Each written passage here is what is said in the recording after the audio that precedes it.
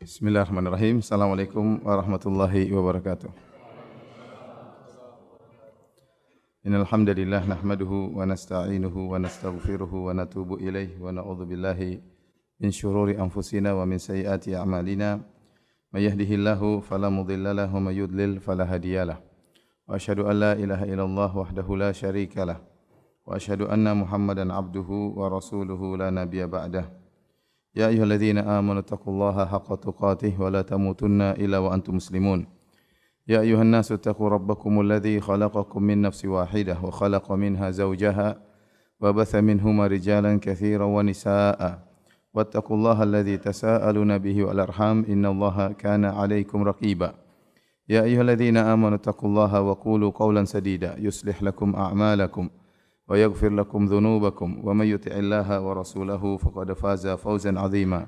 Amma ba'd fa in asdaqal hadithi kitabullah wa khairal huda huda Muhammadin sallallahu alaihi wasallam wa syarrul umuri muhdatsatuha wa kullu muhdatsatin bid'ah wa kullu bid'atin dhalalah wa kullu dhalalatin finnar.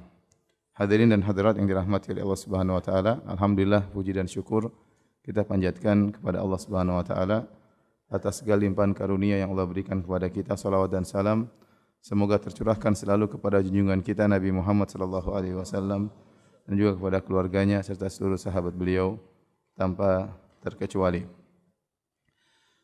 Pertemuan kita ini adalah pertemuan yang kedua tentang manhajus salaf.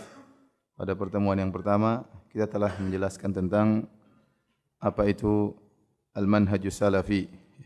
Nah, pada pertemuan kedua ini kita akan membahas tentang perbedaan masdar atau sumber pendalilan antara Ahlus Sunnah wal Jamaah dengan Ahlul Bid'ah, dengan Ahlul Bid'ah. Karena dengan mengenal metode pendalilan dari Ahlus Sunnah, kemudian kita mengenal pula metode pendalilan dari Ahlul Bid'ah, maka akan memudahkan kita untuk mengenal mana yang hak dan mana yang batil. Pembahasan ini terasa lebih penting lagi terutama di zaman sekarang ini yang kathurat al-khutaba, para pembicara semakin banyak, para orator semakin banyak, sehingga setiap orang bisa berbicara tentang agama. Bahkan betapa banyak orang yang hobi untuk berkomentar tentang masalah agama. Didukung dengan adanya medsos, dengan adanya internet, sehingga banyak pemikiran yang tersebar, banyak pendapat yang tersebar, banyak orang dikenal sebagai khatib, banyak orang tiba-tiba muncul sebagai dai, sementara mungkin kita tidak jelas apakah dia berbicara dengan benar atau berbicara dengan kebatilan. Maka kita sebagai Ahlus Sunnah, ya, terutama orang awam Ahlus Sunnah, harus memiliki barometer untuk mengenal mana yang pembicaraannya, pendalilannya tepat dan mana yang pembicaraannya tanpa pendalilan yang benar. Maka perlu kita mengenal metode Ahlus Sunnah dalam pendalilan dan juga metode Ahlul Bid'ah dalam pendalilan. Dan sebagaimana kita ketahui bahwasanya bid'ah terus berkembang. Di zaman salaf dahulu muncul bid'ah dan bid'ah terus berkembang hingga zaman sekarang ini. Walikulli qaumin warith, dan masing-masing kaum ada ahli warisnya. Yang mewarisi Ahlus Sunnah ada, yang mewarisi Ahlul Bid'ah juga ada. Oleh karenanya Ibnu Taimiyah rahimahullah pernah berkata, "Fal bid'ah takunu fi awwaliha shibran." Bid'ah di awalnya hanyalah sejengkal, thumma takthuru fil atba'. Kemudian pengikutnya semakin parah, semakin bertambah-tambah bid'ahnya hatta tasira adhru'an, sampai akhirnya menjadi sehasta, wa amyalan, kemudian menjadi bermil-mil, wa farasikh, dan lebih panjang lagi. Jadi bid'ah diwarisi dan semakin dikembangkan oleh para pengikut Ahlul Bid'ah tersebut. Kemudian juga Mujahid, ya, pernah berkata, ya, Mujahid muridnya Ibn Abbas radhiyallahu anhu, seorang tabi'in, yabda'una murji'atan thumma yakununa qadariyatan thumma yasiruna majusan. Mereka Ahlul Bid'ah, sebagian mereka awal bid'ah muncul, mereka memunculkan bid'ah murji'ah. Kemudian semakin berkembang, semakin lepas kontrol, kemudian mereka mengembangkan bid'ah qadariyah. Semakin lepas kontrol, akhirnya mereka seperti bid'ahnya orang-orang Majus, ya. Hadirin dan hadirat yang hadirat subhanahu wa ta'ala, ini semua menekankan kepada kita untuk lebih berhati-hati dalam belajar, ya. Sebagaimana perkataan Imam Malik rahimahullahu taala, "Inna hadzal ilma dinun fanzuru amman ta'khuduna dinakum." Sungguhnya ilmu itu agama. Maka lihatlah kepada siapa kalian mengambil agama kalian. Kalau kita tatkala belajar ilmu dunia, kita selektif, kita memilih mana guru yang tepat, mana yang mengajarkan fisika dengan barometer yang benar, dengan standarisasi yang benar, yang mengajar kimia dengan standar ilmu yang tepat. Kalau kita sakit, kita juga memilih-milih, ya. Dokter, apalagi ada spesialisnya, ya, kita memilih agar tepat dalam berobat. Maka lebih utama kita selektif tatkala kita belajar agama, ya, karena berkaitan dengan keyakinan yang akan kita bertemu Allah dengan keyakinan tersebut. Maka seorang berusaha memilah-milih, selektif dalam belajar ilmu agama, terutama dalam masalah akidah, agar dia tidak terjebak dalam akidah yang batil, ya. Sebagaimana saya katakan bahwasanya akidah-akidah bid'ah masih berkembang sampai sekarang. Yang meneruskan mazhab Jahmiyah masih banyak. Yang menggaungkan mazhab Qadariyah, Mu'tazilah masih banyak. Yang menyerukan mazhab Murji'ah juga masih banyak. Yang memperjuangkan mazhab Khawarij juga masih banyak. Apalagi kalau kita bicara yang memperjuangkan mazhab Syiah, lebih banyak lagi. Karenanya tentu kita harus memiliki standarisasi untuk bisa membedakan mana yang di atas jalan kebenaran dan mana di atas jalan kebatilan. Hadirin dan hadirat yang dirahmati Allah Subhanahu wa taala, ya. Sekali lagi saya katakan ini pertemuan kita yang kedua. Pertemuan pertama saya jelaskan panjang lebar tentang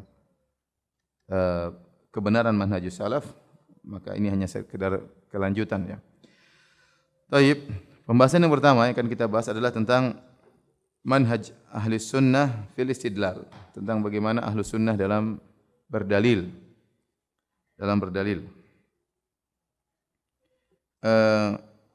Ahli sunnah wal jamaah secara global, mereka menjadikan sumber pendalilan mereka kepada Al-Quran dan Sunnah dan Ijma'. Al-Quran dan Sunnah dan Ijma'. Kemudian namanya qiyas. Qiyas ada khilaf di kalangan para ahli sunnah. Jumhur ahli sunnah mengatakan qiyas juga bisa dijadikan dalil jika memenuhi persyaratan. Dan pendalilan mereka dengan 3 atau 4 hal ini, Al-Quran dan Sunnah dan Ijma' serta qiyas, ya, bisa terfokuskan pada 3 perkara, ya. Pertama, bagaimana pengagungan ahlu sunnah terhadap dalil-dalil syar'i, nusus syar'iyah, mereka benar-benar mengagungkan dalil syar'i. Yang kedua, mereka hanya berdalil dengan hadis-hadis yang sahih. Dan yang ketiga, mereka benar dalam memahami dalil-dalil tersebut, yaitu mengagungi atau mengagungkan nas-nas syar'i. Yang kedua, tidak berdalil kecuali dengan hadis-hadis yang sahih selain Al-Quran, kemudian hadis yang sahih. Yang ketiga, memahami nas-nas tersebut dengan pemahaman yang benar. Inilah kesimpulan dari manhajus salaf, ya. Berdalil dengan Al-Quran dan Sunnah dengan pemahaman para salaf. Baik, adapun mengagungkan dalil-dalil baik dari Al-Quran maupun Sunnah, ya, maka telah diisyaratkan dalam banyak ayat. Di antaranya Allah berfirman, ya, dzalika wa may yu'azzim hurumatillah fa huwa khairun lahu 'inda rabbih. Dan demikian itu barang siapa yang mengagungkan hurumat, yaitu perkara-perkara, ya, syariat Allah Subhanahu wa taala, maka itu lebih baik baginya di sisi Rabb-nya. Kemudian juga Allah berfirman, dzalika wa may yu'azzim sya'airallah fa innaha min taqwal qulub. Dan demikian itu barang siapa yang mengagungkan syiar-syiar Allah, di antaranya ayat-ayat Allah, di antaranya sabda-sabda Nabi, ya, maka itu merupakan bentuk ketakwaan kepada Allah Subhanahu wa taala.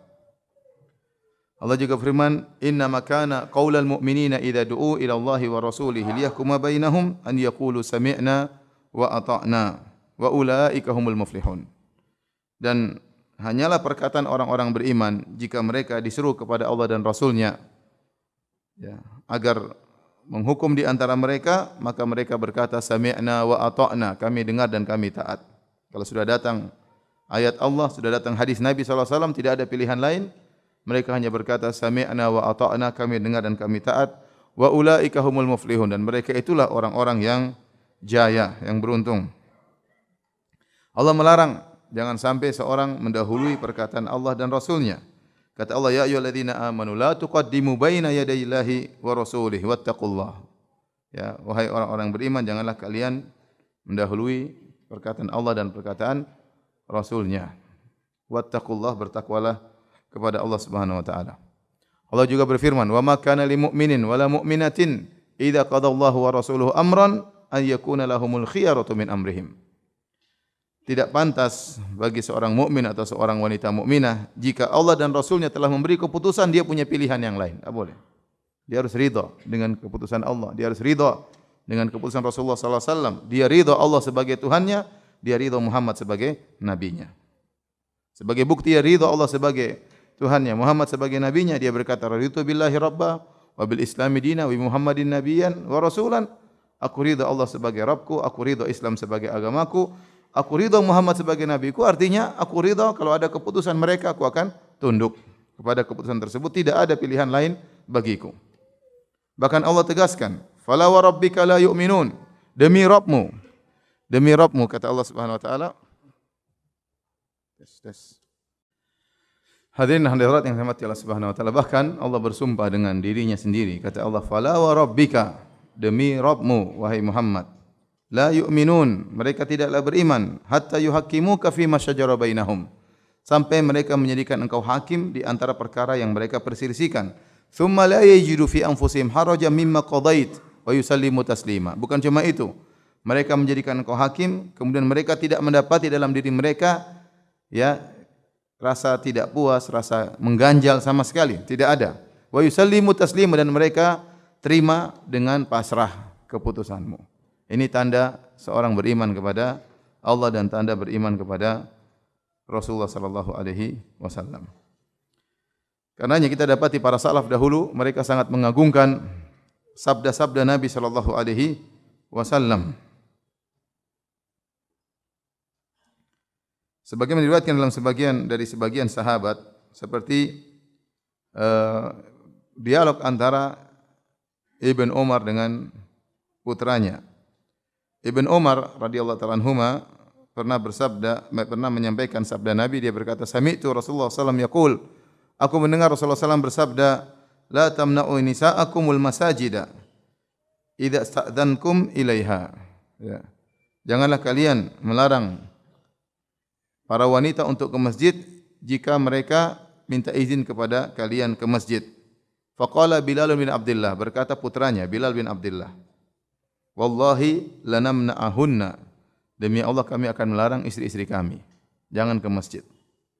Fa aqbala alaihi Abdullah fasabbahu sabban sayyi'an, maka Abdullah balik menghadap putranya tersebut, kemudian dia maki putranya dengan makian yang buruk. Kata sang perawi, yaitu Abdullah, sang perawi berkata, "Ma sami'tuhu sabbahu mislahu qat." Aku tidak pernah mendengar Ibnu Umar memakinya seperti itu. Kemudian Ibnu Umar berkata, "Ukhbiruka an Rasulillah wa taqulu lanamna'ahunna." Aku mengabarkan engkau dari Rasulullah dan kau menantang dengan berkata, "Aku akan melarang para wanita." Nabi bilang jangan melarang, kau bilang aku akan melarang.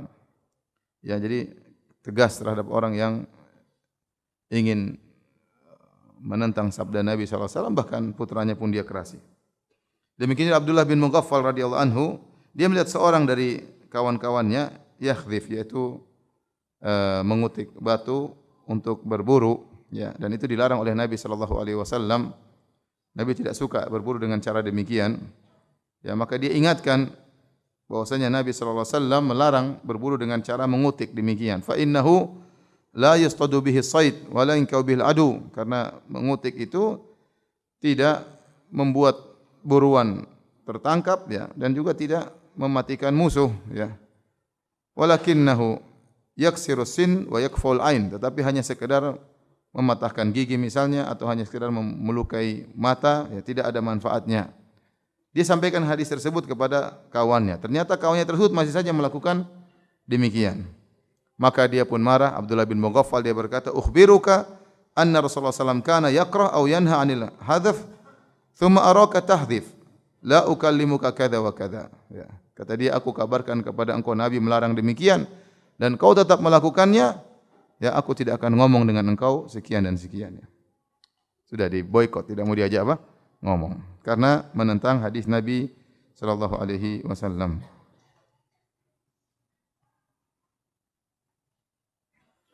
Demikian juga dari riwayat dari Abu Muawiyah Ad-Dharir, suatu hari dia di sisi Harun Ar-Rasyid.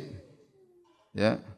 Kemudian dia menyampaikan hadis Abu Hurairah, Abu Muawiyah Ad-Dharir, ihtajja Adamu wa Musa, tentang hadis Adam berdialog dengan Nabi Musa, ya.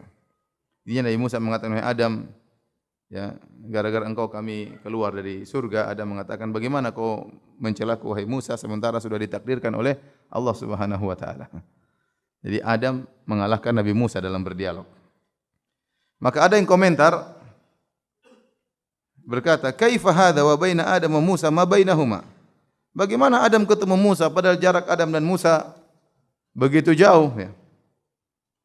Fawathaba Harun, maka Harun Ar-Rasyid kemudian bangkit dan dia berkata, "Yuhadditsuka an Rasulillah sallallahu alaihi wasallam wa tu'aridu bi kaifa?"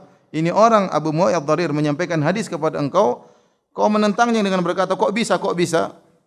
Fama zala yaqulu hatta sakata anhu.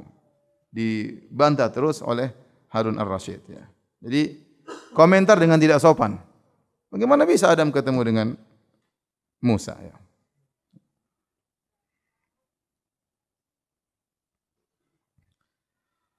Taib, ini sebagian kecil dari bagaimana pengagungan salaf terhadap nusus syar'iyyah, terutama terhadap hadis-hadis Nabi. Kalau ada yang menentang, maka mereka bersikap tegas terhadap orang-orang yang menentang hadis-hadis Nabi sallallahu alaihi wasallam, ya. Sebagaimana sebagian ahlul bidah, nanti akan kita sampaikan bagaimana mereka menentang hadis-hadis Nabi sallallahu alaihi wasallam. Kemudian di antara bentuk mereka, bentuk pengagungan para salaf terhadap sunnah, mereka ingin menjalankan sunnah sebagaimana yang datang dari Nabi sallallahu alaihi wasallam. Tidak ditambah-tambahin, tidak dikurang-kurangin. Ini di antara bentuk pengagungan terhadap sabda Nabi sallallahu alaihi wasallam. Disampaikannya sebagaimana yang datang, tanpa ditambahin, tanpa dikurangin. Suatu hari ada seorang bersin di sisi Ibnu Umar radhiyallahu taala anhuma. Kemudian orang ini, kalau orang bersin kan bilang alhamdulillah. Tapi rupanya dia tambah, dia mengatakan alhamdulillah wassalamu ala Rasulillah. Jadi zikir bersinnya ditambah alhamdulillah sama salawat kepada, salam kepada Nabi sallallahu alaihi wasallam. Dan tidak ada yang ragu bahwasanya salawat dan salam kepada Nabi adalah suatu yang baik, sangat dianjurkan. Kita boleh bersalawat dan salam kepada Nabi setiap saat. Dan Allah perintahkan dalam Al-Qur'an, ya, sallu wa sallimu taslima, ya. Allah suruh menyuruh salawat dan salam dalam Al-Qur'an, ya. Tetapi tatkala salawat dan salam ini dijadikan zikir bersin, hajim alhamdulillah wassalatu wassalamu ala Rasulillah, ini jadi masalah, ya.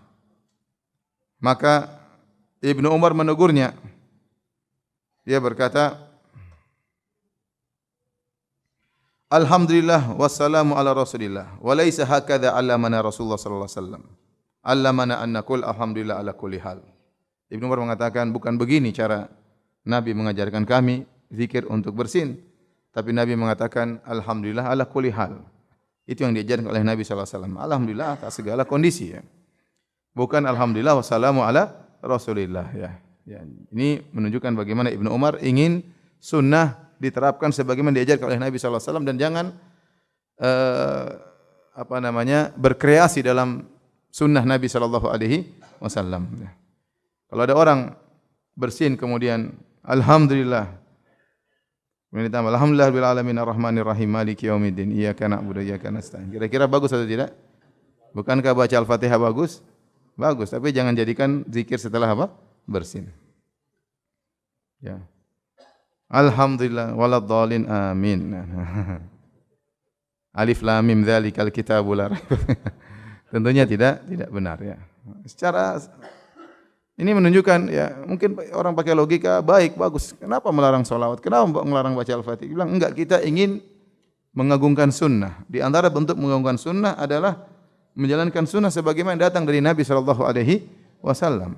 Jangan dimodif, dimodif. Modifikasi.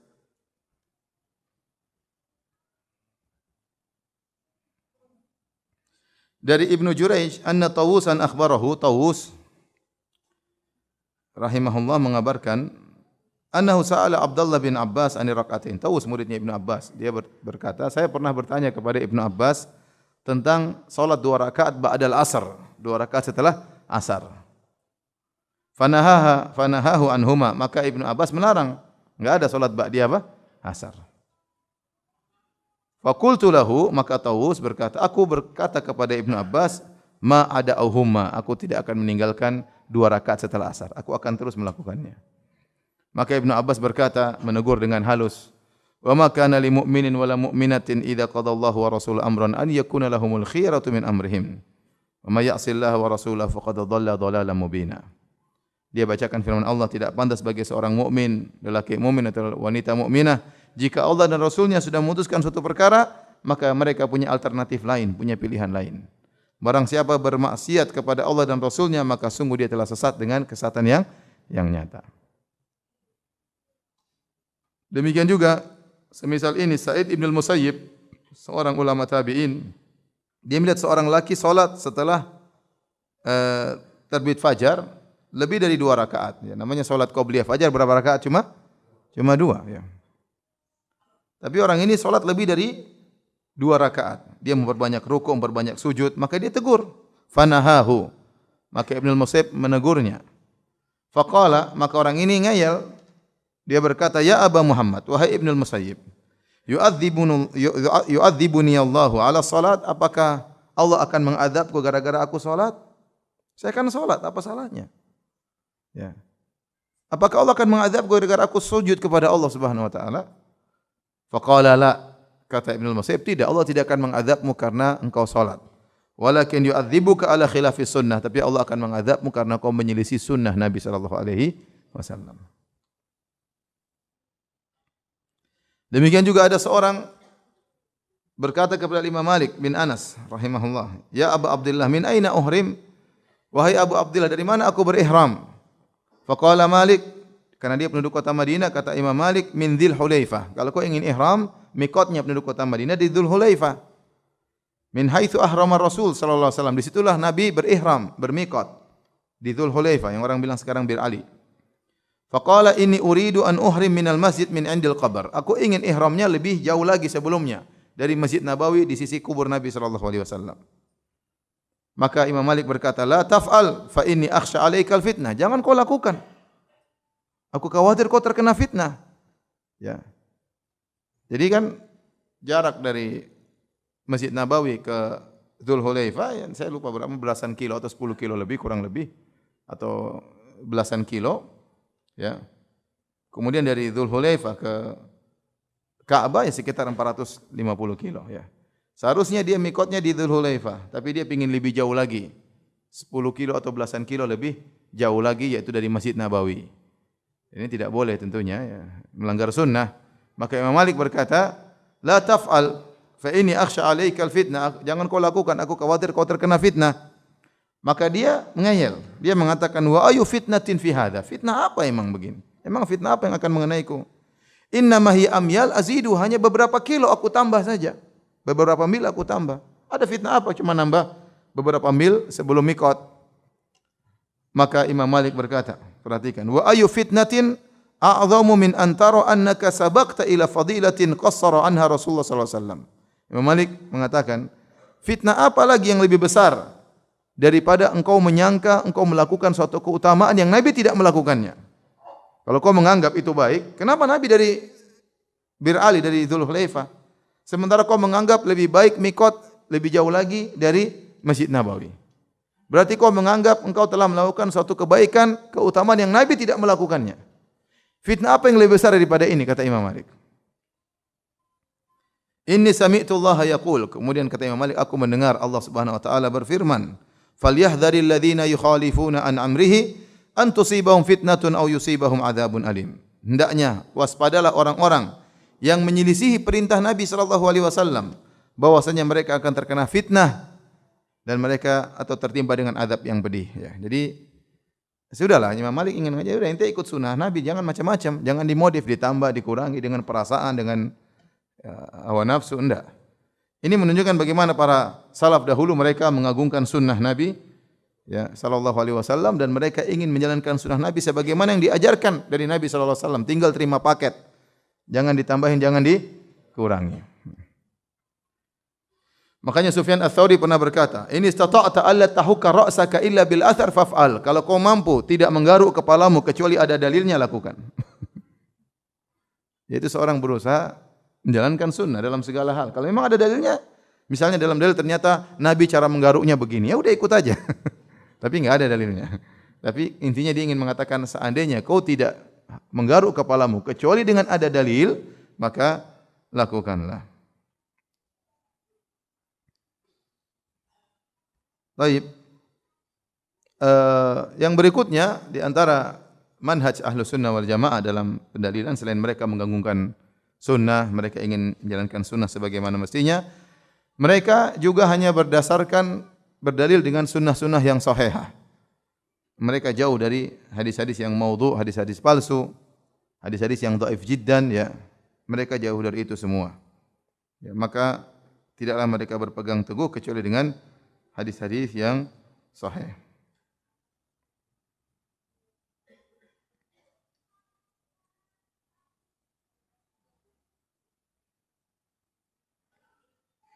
Dahulu di zaman para sahabat, semua hadis sahih. Karena sahabat langsung dengar dari Nabi atau mendengar dari sahabat yang lain.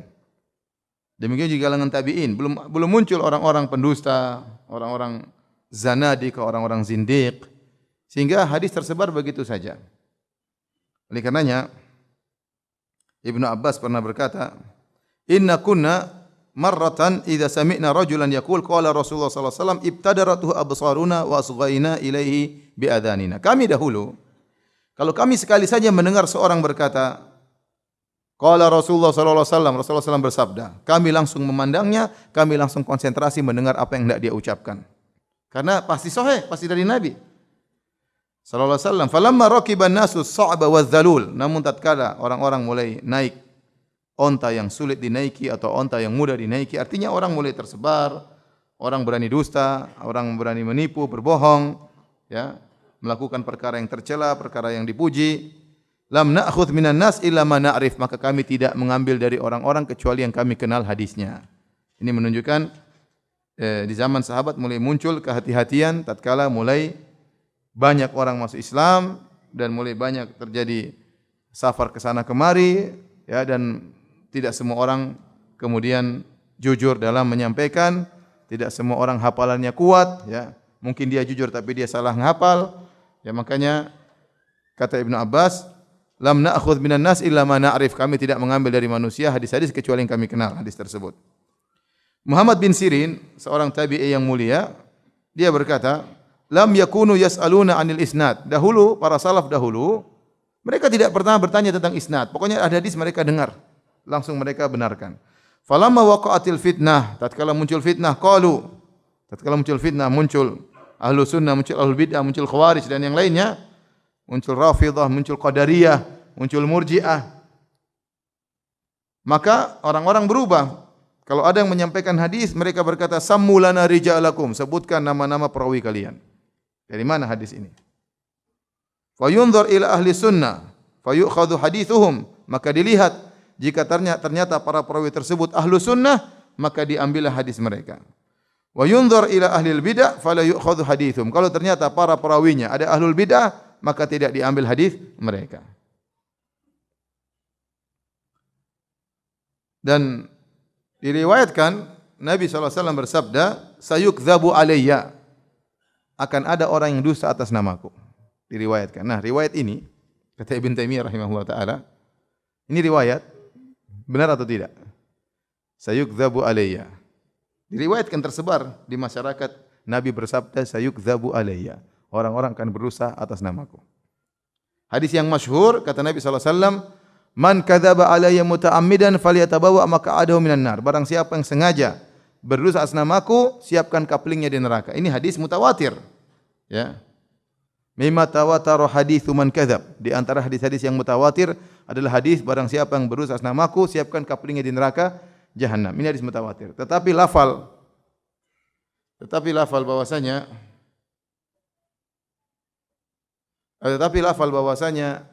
sayukdzabu alayya, bahwasanya orang akan berdusta atas namaku, ya. Ini ada dua kemungkinan. Kemungkinan pertama, Nabi pernah mengucapkannya, berarti memang akan ada yang berdosa. Kemungkinan kedua, Nabi tidak mengucapkannya, berarti telah tersebar hadis palsu ini. Antum enggak paham ya? Maju. Tolong maju biar yang lain dapat tempat. Rapat. Biar paham. Rapat, tolong rapat. Yang belakang maju. Yang nyandar sandarannya dibawa maju.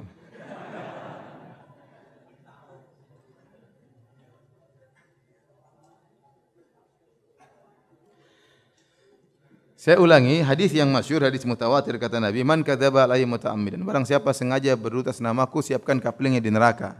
Ya, hadis ini hadis mutawatir, Nabi pernah mengucapkannya, jelas diriwayatkan oleh 10 sahabat lebih.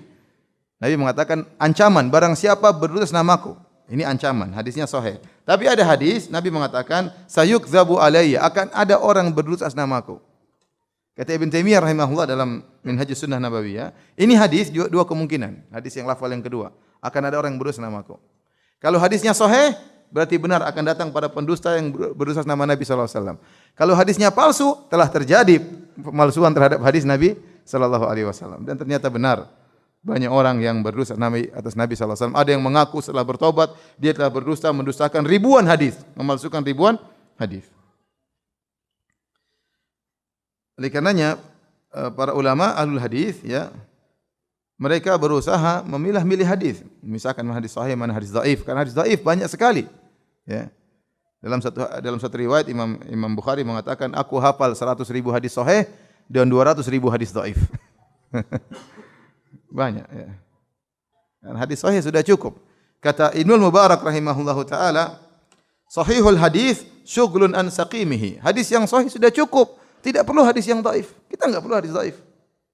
Hadis sahih sudah cukup untuk bisa kita beragama dengan baik. Tidak perlu kita memerlukan hadis-hadis yang dhaif.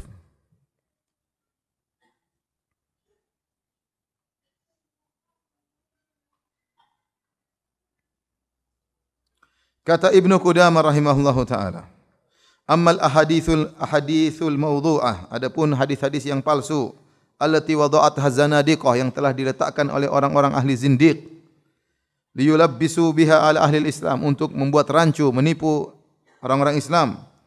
Awil ahaditsu dhaifatu, atau hadis-hadis yang dhaif, karena hadis dhaif bertingkat-tingkat. Ada yang dhaif jiddan, ada yang palsu, ya. Ini bertingkat-tingkat.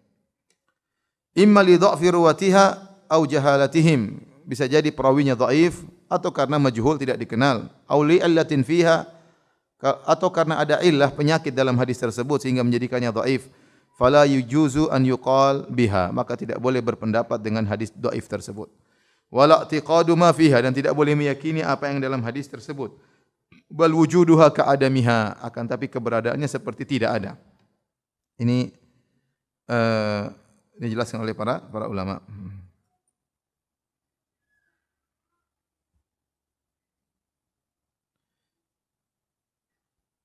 Dan kita dapati bahwasanya banyak ahlul bidah, mereka berdalil dengan hadis-hadis dhaif, bahkan hadis palsu, bahkan mereka membangun akidah di atas apa? Hadis palsu, ya. Seperti akidah mereka tentang Nur Muhammad, bahwasanya ya Nur Muhammad diciptakan sebelum alam semesta, ya. Atau hadis palsu, laulaka ma khalaqtul aflak, kalau bukan karena engkau wahai Muhammad aku tidak ciptakan alam semesta ini. Sehingga mereka akhirnya gulu berlebih-lebihan kepada Nabi sallallahu alaihi wasallam. Keguluan mereka itu, pengkultusian yang berlebih-lebihan tersebut dibangun di atas hadis-hadis apa? Palsu. Sebagian ahlu sunnah berpendapat boleh berdalil dengan hadis-hadis dhaif untuk fadailul a'mal, ya. untuk fadailul a'mal, dan itu juga disebutkan oleh Ibnu Hajar rahimahullah dalam kitabnya Tabyinil Ajab, ya, tentang hadis-hadis dhaif seputar bulan Rajab. Kemudian juga dijelaskan oleh Sakhawi dalam Fathul Mughith, muridnya Ibnu Hajar, bahwasanya hadis-hadis dhaif boleh dipakai dalam fadailul a'mal dengan syarat pertama hadis tersebut tidak boleh dhaif jiddan, hanya dhaif yasir. Dhaifun dha'fan yasiran, cuma dhaif yang ringan karena dhaif itu bertingkat-tingkat. Yang kedua, tidak boleh menimbulkan amalan yang baru, tetapi hanya sekedar tentang keutamaan beramal. Misalnya tentang salat duha, hadis sahihnya banyak, tetapi apa keutamaannya? Mungkin datang hadis dhaif menjelaskan keutamaannya. Maka ini boleh kita sampaikan, ya, selama hadisnya tidak terlalu dhaif, tetapi amalannya sudah ada. Adapun dengan hadis dhaif membuat amal baru tidak boleh. Tidak boleh. Kemudian yang ketiga, tidak boleh la yusyahhar bihi, kata Ibnu Hajar, tidak boleh dimasyhurkan, tidak boleh. Karena nanti didengar oleh orang awam disangka ini hadis sahih. Maka tidak boleh dimasyhurkan. Kalaupun dimasyhurkan tentunya dijelaskan tentang kedhaifannya. Yang keempat, yang mengamalkannya tidak boleh meyakini ini dari Nabi sallallahu alaihi wasallam. Ini 4 syarat disebutkan oleh Ibnu Hajar dalam kitabnya Tabyinul Ajab, kemudian juga oleh Sakhawi dalam Fathul Mughith. Jadi bukan boleh hadis dhaif secara mutlak, boleh sebagian ulama membolehkan, sebagian ulama tidak boleh secara mutlak. Yang membolehkan mempersyaratkan hanya pada fadail a'mal, ya. Yang kedua, hadisnya tidak boleh terlalu dhaif, hanya dhaif yang ringan. Yang ketiga, tidak boleh meyakini dari Nabi sallallahu alaihi wasallam. Yang keempat, tidak boleh dimasyhurkan. Intinya tidak boleh menimbulkan amal baru. Hanya sekedar menjelaskan amal yang sudah ada dalilnya tentang keutamaannya saja. Banyak hadis seperti ini, seperti tentang haji. Haji banyak, haji rukun Islam. Hadis-hadis tentang keutamaan haji banyak, ada yang sahih, ada yang dhaif. Umrah juga syariat Islam, tetapi hadis-hadis tentang keutamaan umrah mungkin banyak, ada yang maudhu, ada yang dhaif jiddan, ada yang dhaif ringan. Yang dhaif ringan ini boleh disampaikan, tetapi disebutkan ini hadis yang dhaif agar masyarakat umum tidak meyakini itu sesuatu yang sahih. Yang terakhir, ya, bagaimana manhajus salaf dalam berdalil? Tentunya mereka berusaha memahami hadis dan sunnah Nabi serta ayat-ayat Al-Quran dengan pemahaman para salafus saleh. Dengan pemahaman para salafus saleh ini sudah kita jelaskan pada pertemuan pertama, tapi saya singgung sedikit. Ibnu Mas'ud pernah berkata radhiyallahu anhu, ini seorang sahabat senior, beliau berkata, "Man kana minkum mustannan atau muta'assiyan, barang siapa di antara kalian yang ingin meneladani, falyata'assa bi ashabi Muhammadin sallallahu alaihi wasallam, hendaknya dia meneladani para sahabat Nabi sallallahu alaihi wasallam. Fa innahum kanu abarra hadhil ummah quluban, sungguhnya mereka adalah orang yang paling baik dari umat ini hati mereka. Wa amaqaha ilman, dan mereka adalah orang para sahabat umat ini yang paling dalam ilmunya adalah para sahabat. Wa aqallaha takallufan, dan mereka adalah orang tidak suka cari-cari kesulitan, ya, tidak terlalu takalluf. Takalluf itu terlalu buat susah-susah, hendak. Ibadah mereka tidak ingin melebihi kadar yang diajarkan oleh Nabi sallallahu alaihi wasallam. Wa aqwamaha hadiyan, dan orang yang paling, mereka adalah kaum yang paling lurus petunjuk mereka. Wa ahsanaha halan, yang paling bagus kondisi mereka. Qauman ikhtarahumullahu taala li suhbati nabiyhi. Mereka adalah kaum, para sahabat adalah kaum yang dipilih oleh Allah untuk menemani Nabi utusan Allah Subhanahu wa taala. Fa'rifu lahum fadlahum, maka kenalilah keutamaan mereka. Wattabi'u fi atharihim, wattabi'uhum fi atharihim, ikutilah mereka dalam athar mereka, dalam teladan mereka. Fa innahum kanu 'alal hudal mustaqim, sungguhnya para sahabat di atas jalan yang lurus. Ya. Dan cukup perkataan Imam Malik rahimahullahu taala, dia mengatakan kaidah yang indah, ya. Dia mengatakan di antaranya, ya, lan yuslihu hadhil umma illa bima saluha awwaluha. Umat ini tidak akan bisa baik kecuali dengan apa yang telah memperbaiki generasi pertama. Kemudian beliau berkata juga, "Fama lam yakun yauma idzin dinan falan yakunal yauma dina." Apa yang di zaman sahabat bukan agama, zaman sekarang juga bukan agama. Jadi kita tidak berbicara tentang perkara dunia. Perkara dunia silakan berinovasi, berkreasi silakan, ya. Bermodifikasi silakan. Tetapi kalau perkara agama, cukup perkataan Imam Malik, faman lam yakun yauma idzin dinan falan yakunal yauma dina. Apa yang di zaman Nabi bukan agama, zaman sekarang juga bukan agama. Karena enggak mungkin tiba-tiba di zaman sekarang jadi agama, sementara di zaman Nabi tidak ada yang melakukannya. Aneh. Kalau sekarang dianggap agama, padahal di zaman dahulu bukan agama, berarti agamanya Nabi dahulu waktu Nabi meninggal dunia belum sempurna. Maka ada orang datang sekarang menyempurnakannya dengan nambah ajaran tersebut. Ya. Ada perkara-perkara yang di zaman Nabi tidak ada sekarang menjadi wajib. Subhanallah. Dan itu ada. Ya. Di zaman Nabi enggak ada, Nabi tidak pernah melakukannya, para sahabat tidak melakukannya, sekarang jadi wajib. Kalau orang tidak melakukannya dicela, dicerca, dimusuhi. Bagaimana Anda bisa mengatakan ini wajib sementara di zaman Nabi tidak dilakukan? Ya. Maka ingat-ingat perkataan Imam Malik, "Faman lam yakun yauma idzin dinan falan yakun al yauma dinan." Apa yang di zaman Nabi bukan agama, zaman sekarang juga bukan agama. Dan kita berusaha memahami agama ini dengan pemahaman para sahabat, para salaful ummah, mereka yang lebih paham tentang maksud dari tujuan Rasulullah sallallahu alaihi wasallam. Taib.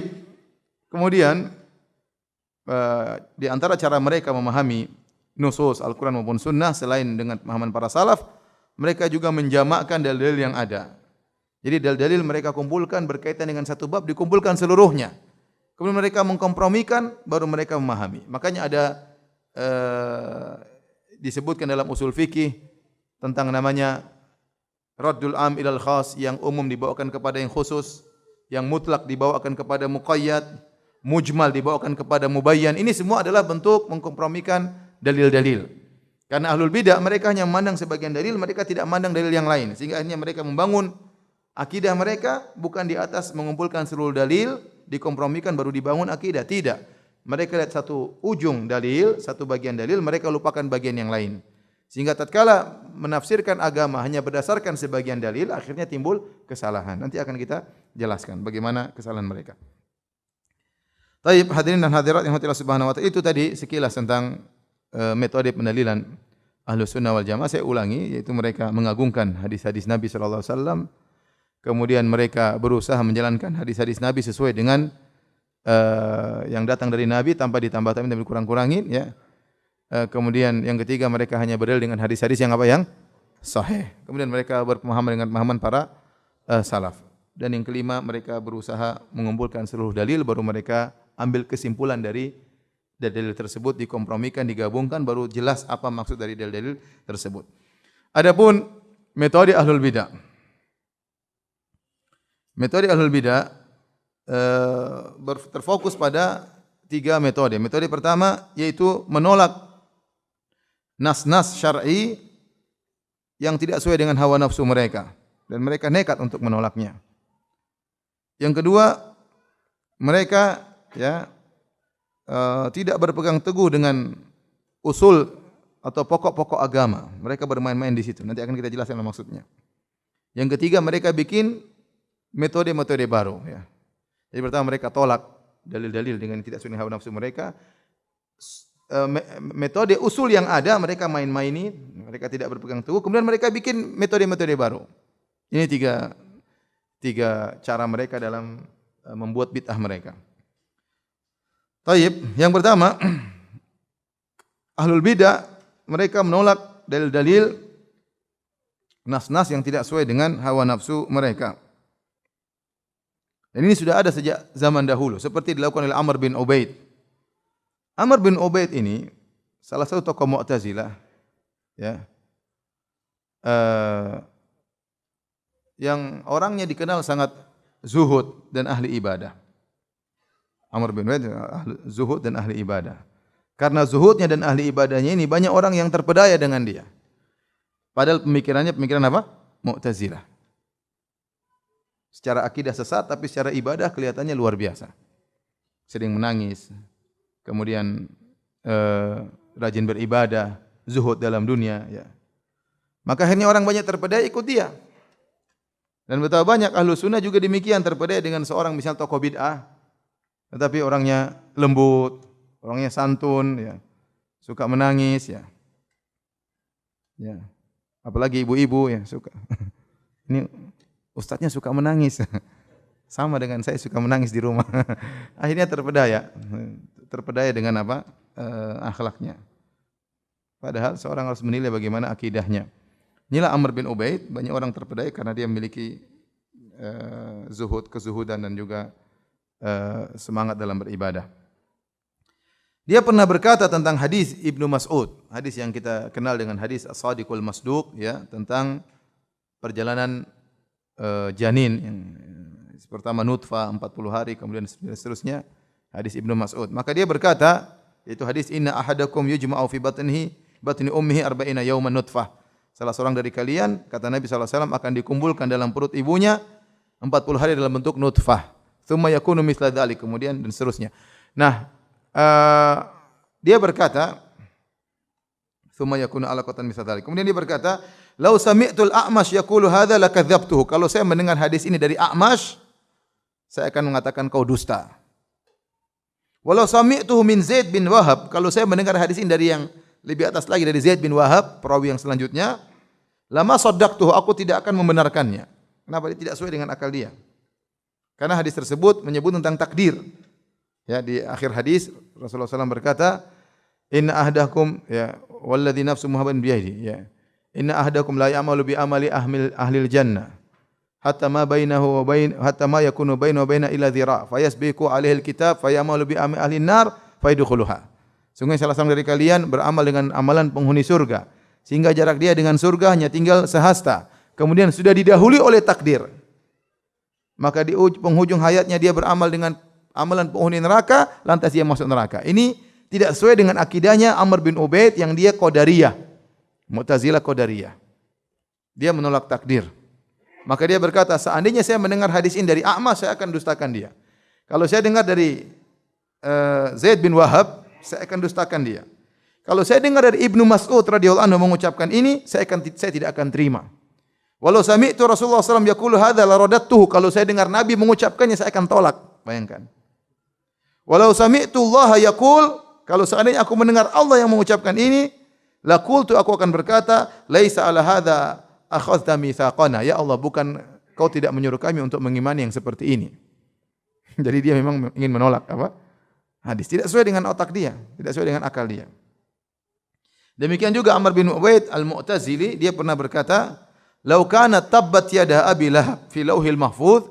Kalau firman Allah, tabbat yada Abi Lahab, sungguh celaka kedua tangan Abu Lahab, sudah ada di lauhil mahfuz, sudah ditakdirkan, lam yakun lillahi alal ibadi hujjah. Kalau kita Allah tidak punya hujjah untuk menyiksa Abu Lahab. Jadi dia mengingkari takdir. Ya. Otaknya tidak sampai sehingga dia tidak terima ayat-ayat atau hadis-hadis yang menurut dia tidak sesuai dengan akal dia. Ya. Ini contoh ya.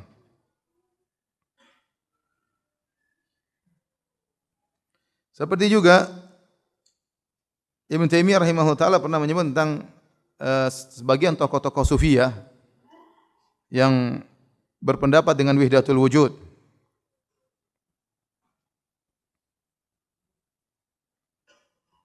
Bahwasanya dia mengatakan, orang tersebut mengatakan, tokoh sufi tersebut, wa haddatsini thiqah alladhi raja anhum lamman kashafa lahu asraruhum annahu ya'ni at-Tilmisani qara'a alaihi Fusul Hikam li Ibni Arabi.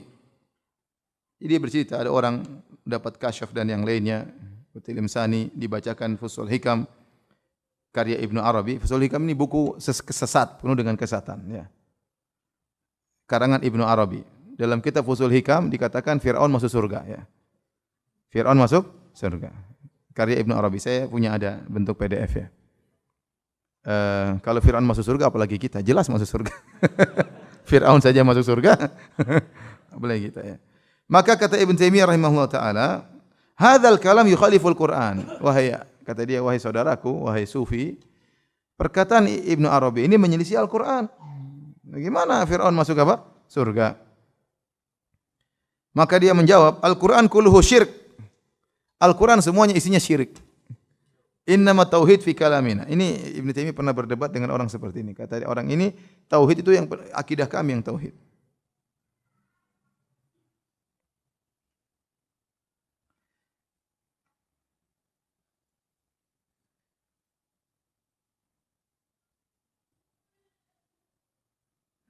Dan banyak orang-orang, terutama orang zindik zaman sekarang ya, yang menolak hadis-hadis Nabi sallallahu alaihi wasallam. Di antara mereka seperti ada seorang tokoh ya Islami yang tatkala disampaikan kepadanya hadis tentang hadis lalat yang kata Nabi sallallahu alaihi wasallam dalam Sahih Al-Bukhari, "Idza waqa'a adz-dzubabu fi ina'i ahadikum falyaghmishu kullahu thumma liyatrahu." Thumma liyatrahu fa inna fi ahadi janahaihi da'an wa fil akhar shifaan. Kata Nabi sallallahu alaihi wasallam, kalau ada lalat jatuh di salah satu cangkir kalian, maka celupkan lalat tersebut seluruhnya.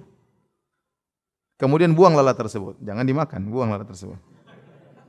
Sungguhnya kenapa dicelupkan seluruhnya? Karena salah satu sayapnya ada penyakit, salah satu sayapnya ada obatnya. Maka celupkan dua-duanya agar penyakit tersebut diimbangi dengan obat. Kata dia, kata orang ini tokoh Islami, saya tidak ingin sebut namanya, ini dia mengatakan, ya kalau saya dengar hadis ini, lebih baik saya memilih pendapat tabib kafir. Ya. Dokter kafir bilang jangan, maka lebih baik saya memilih pendapat dokter apa? Kafir daripada mengamalkan hadis ini. Maksudnya, kalau anda pun tolak, tidak usah anda berani demikian menolak sampai lebih baik saya terima perkataan dokter kafir daripada perkataan Rasulullah sallallahu alaihi wasallam. Keberanian dalam menyikapi hadis Nabi sallallahu alaihi wasallam.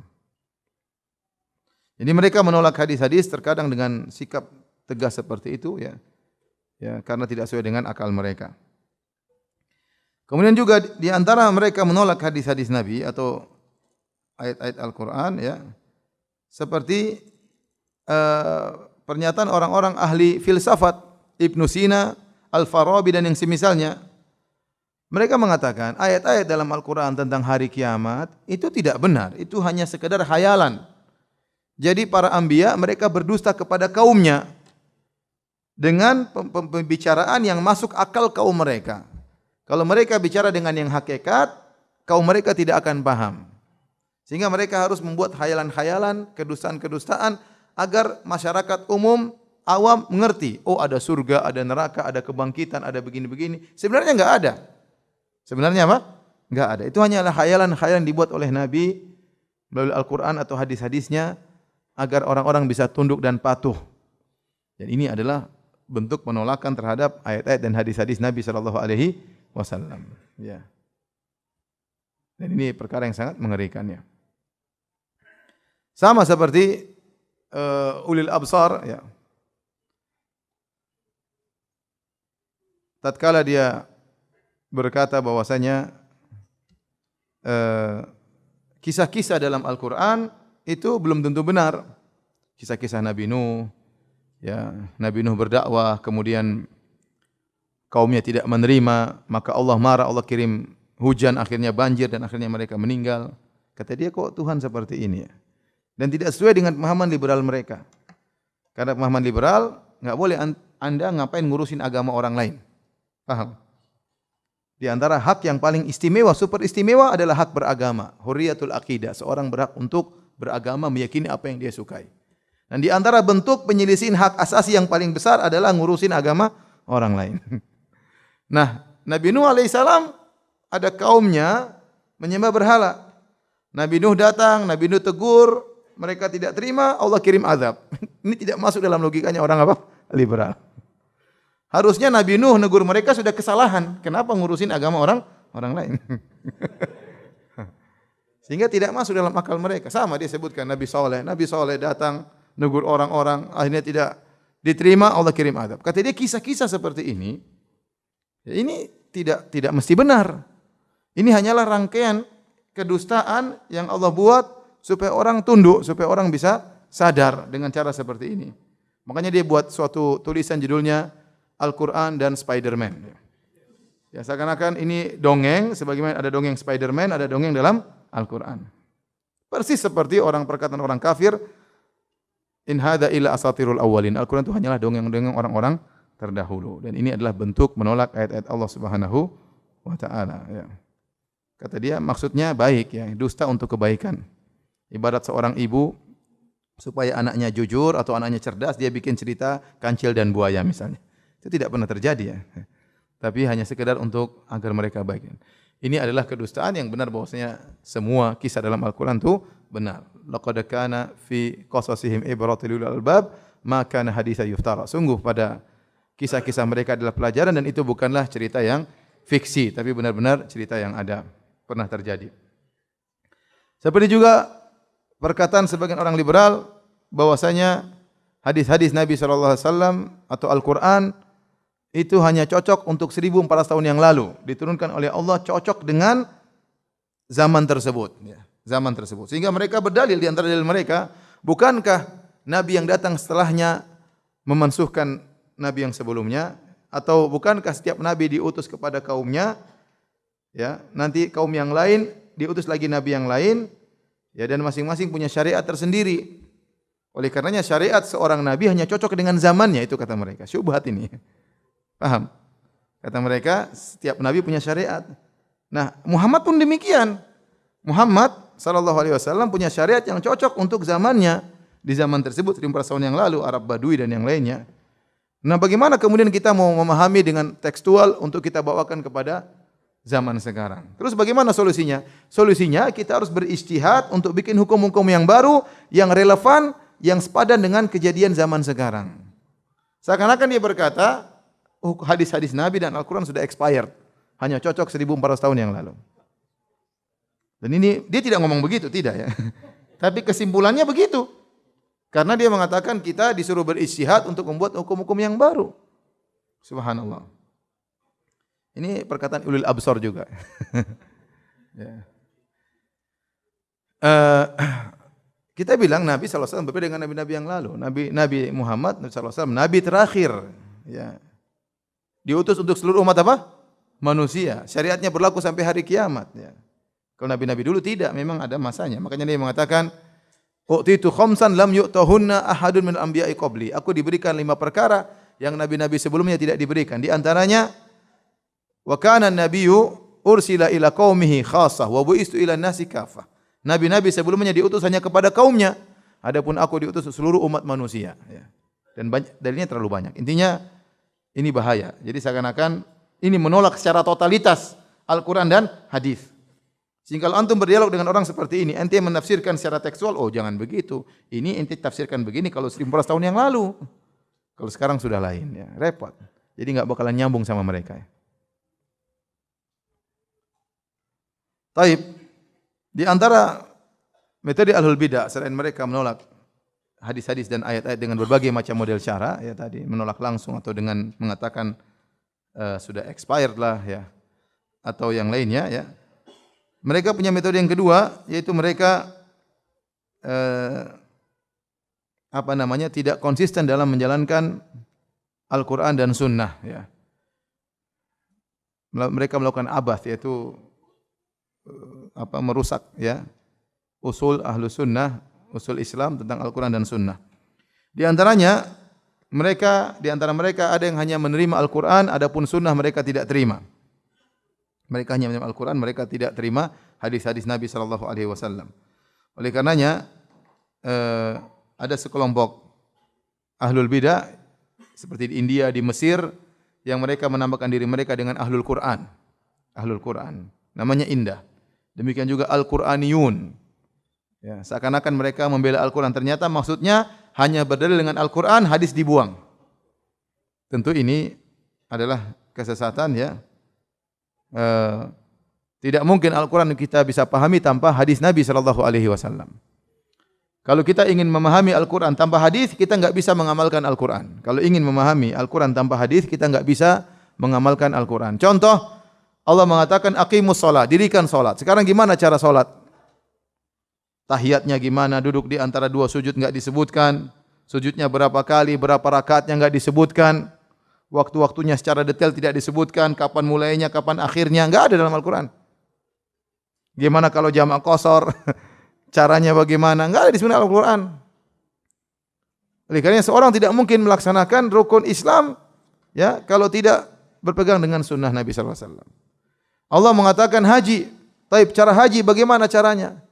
Ihramnya dari mana, mikotnya mana, larangan-larangan ihram secara detail, tidak ada. Sebagian saja Allah sebutkan. Wukuf di Arafah bagaimana caranya? Allah sebutkan Arafah wukufnya bagaimana? Tidak disebutkan.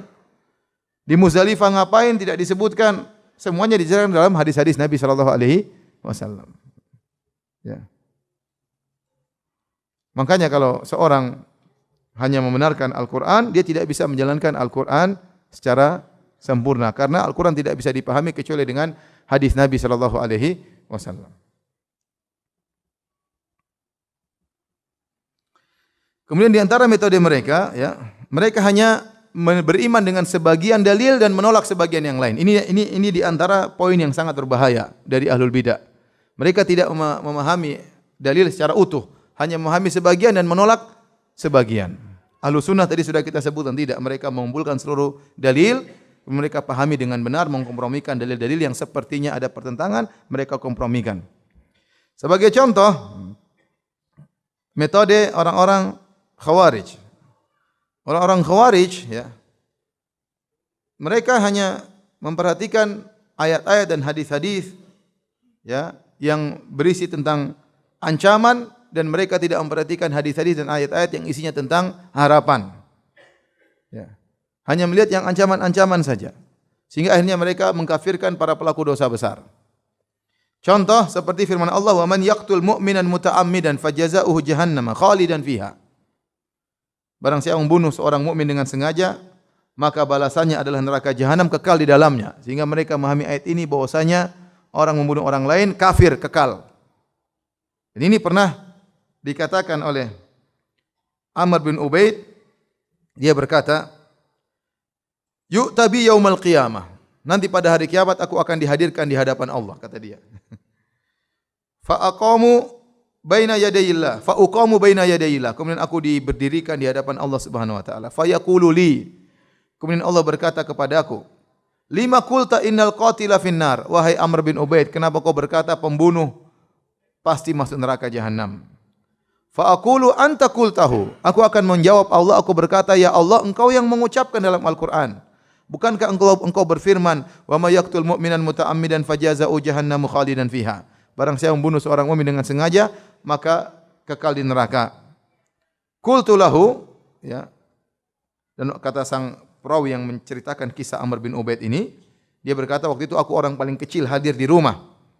Maka aku bantah Amr bin Ubaid. Aku berkata, "Ara'aita in qala laka?" Bagaimana kalau Allah berkata kepadamu, wahai Amr bin Ubaid, "Qad qultu innallaha la yaghfiru ay yushraka bihi wa yaghfiru ma duna dzalika liman yasha. Min aina alimta anni la asya'u an aghfir?" Bukankah Allah akan membantahmu, wahai Amr bin Ubaid? Bukankah aku telah berkata juga dalam Al-Qur'an, sungguhnya Allah tidak mengampuni dosa kesyirikan dan Allah mengampuni dosa selain kesyirikan bagi yang Allah kehendaki. Artinya pembunuh itu membunuh bukan kesyirikan. Dari mana engkau Amr bin Ubaid tahu bahwasanya aku tidak akan mengampuni pembunuh ini? Akhirnya Amr bin Ubaid tidak bisa menjawab. Artinya apa? Dia hanya mengambil satu ayat, dia lupa ayat yang lain. Kalau orang hanya melihat ayat, "Wa may yaqtul mu'minan muta'ammidan fajaz jahannam khalidan fiha." Barang siapa membunuh orang masuk neraka kekal dalamnya. Orang bunuh berarti kafir. Tapi kalau dilihat ayat yang lain, sungguhnya Allah mengampuni dosa selain kesyirikan bagi yang Allah kehendaki. Berarti belum tentu apa? Kafir. Maka Ahlus Sunnah menggabungkan di antara keduanya. Seperti orang-orang ahlu ittihad, yaitu ahlul hulul, wahdatul wujud, ya. Mereka membaca firman Allah, "Wa ma ramaita idz ramaita walakinnallaha rama." Kata mereka, wahai Muhammad, tidaklah engkau melempar tatkala engkau melempar kecuali Allah yang melempar. Berarti semua gerakan Rasulullah itu gerakan Allah Subhanahu wa taala. Mereka hanya satu ayat. Mereka hanya lihat firman Allah Subhanahu wa taala, ya, wa huwa ma'akum aina ma kuntum. Allah selalu bersama kalian dimanapun kalian berada, sehingga mereka meyakini Allah bersama mereka dalam jasad mereka.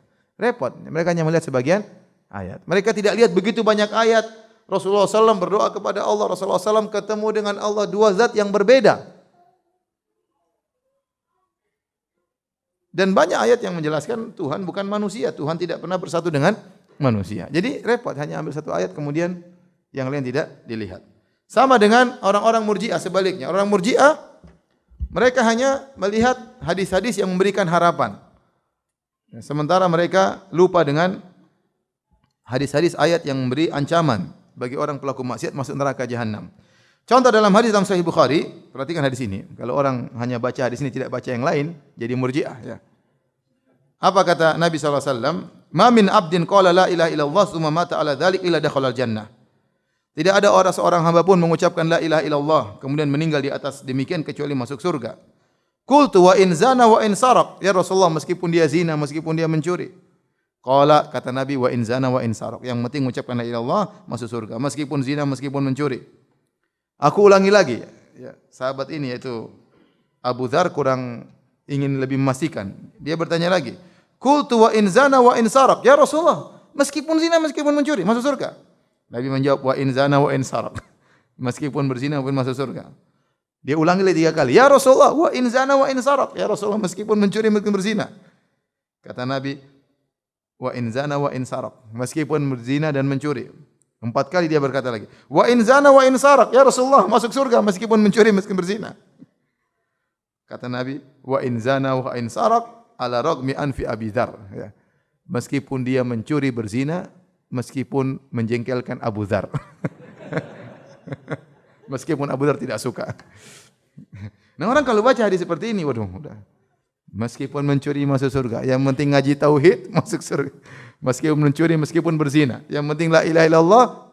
Nah, kalau baca hadis seperti ini bisa jadi Murji'ah.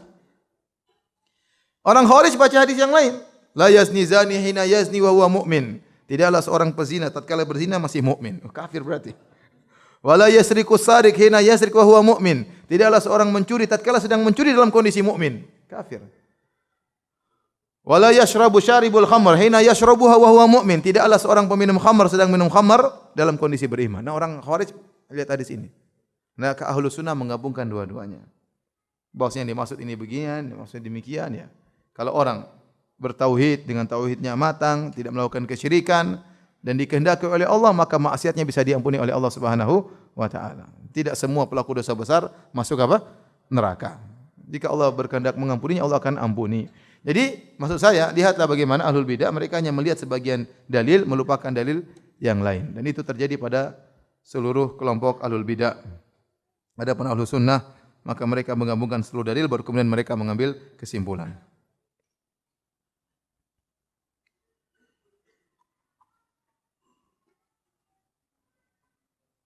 Kemudian di antara metode ahlus sunnah adalah menyimpangkan nusus, menyimpangkan dalil. Dalil disimpangkan. Penyimpangan dalil ya bisa dua model, yaitu lafalnya disimpangkan, bisa maknanya disimpangkan. Yang banyak terjadi adalah maknanya disimpangkan, bukan lafalnya. Ya, kalau zaman dahulu ya sebagian lafal mau disimpangkan oleh ahlul bidah. Seperti sebagian ahlul bidah, mereka meyakini Allah tidak bisa berbicara. Makanya waktu mereka baca firman Allah, wa kallamallahu Musa taklima, wa kallamallahu, Allah berbicara, Allah adalah subjek, Musa objek. Wa kallamallahu Musa taklima, Allah sungguh-sungguh berbicara dengan Nabi Musa. Itu cara bacanya, Allahnya di dhamma, wa kallamallahu. Sehingga maknanya Allah yang subjek, Musa yang objek, Musa alaihissalam. Kata mereka, harusnya dibaca wa kallamallaha. Allah objek, Musa ngomong sama Allah dengan ngomong sebenarnya. Ini mereka ingin rubah, jadi harokat mau dirubah sama mereka. Tapi dalam ayat yang lain mereka tidak bisa rubah, wa kallamahu rabbuhu. Ini antum tidak tahu bahasa Arab, jadi susah saya jelaskan ya. Intinya telah datang dalam ayat yang lain, Musa langsung jadi objek. Tidak mungkin dirubah menjadi apa? Subjek ya.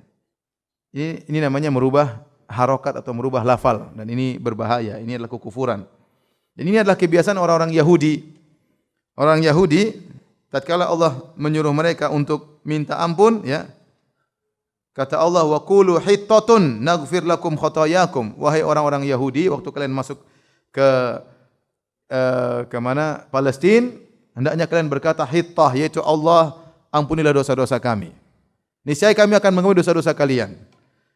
Fabaddala alladziina dzalamu qawlan ghairal ladzi qila lahum. Ternyata mereka rubah, mereka tidak bilang hittah, mereka bilang hintah tambah nun, artinya gandum-gandum ya. Harusnya ampuni dosa kami dirubah jadi apa? Hintah. Ini kebiasaan orang Yahudi. Ibnu Qayyim rahimahullah dalam Nuniyah ya menyandingkan orang Yahudi dengan orang-orang Jahmiyah. Dia sandingkan. Apa kata Ibnu Qayyim? amara al-yahuda an yaqulu hittah fa abaw wa qalu hintah lihawani. Atau umiral yahudu, orang-orang Yahudi diperintahkan untuk berkata hittah, ampunilah kami ya Allah, mereka enggan, lantas mereka mengatakan hintah, mereka tambah huruf nun, ya Allah berikanlah gandum kepada kami. Wa kadzalikal jahmi qila lahu istawa fa aba wa zada al harfa linuqsani. Demikian juga Jahmiyah, disuruh bilang istawa, mereka tambah lam, istaula. Istawa artinya di atas ars, mereka bilang istaula, menguasai apa? Ars. Inilah orang Jahmiyah. Nunul Yahudi wa lamu Jahmi huma fi wahyi Rabbil arsy zaidatani. Nunnya orang Yahudi dan lamnya orang Jahmiyah itu hanyalah tambahan dalam Al-Qur'an. Paham maksudnya? Ya, jadi mereka rubah, harusnya istawa dibilang apa? Istaula. Sebagaimana Yahudi bilang, disuruh bilang hittah, bilangnya apa? Hintah. Nun dan lam sama-sama tambahan, kata Ibnul Qayyim, ini adalah zaidatani, tambahan yang ditambah-tambah dalam Al-Qur'anul Karim. Namun itu jarang terjadi. Yang sekarang terjadi adalah tahrif al-makna. Makna dirubah yang disebut dengan mereka namanya apa? Ta'wil. Yang disebut dengan mereka dengan nama ta'wil. Inilah yang terjadi. Mereka mentakwil banyak sekali ayat-ayat yang berkaitan dengan sifat-sifat Allah, ya, sesuai dengan hawa nafsu mereka dan tidak sesuai dengan penafsiran para salaf dan juga para sahabat radhiyallahu taala anhum ajma'in.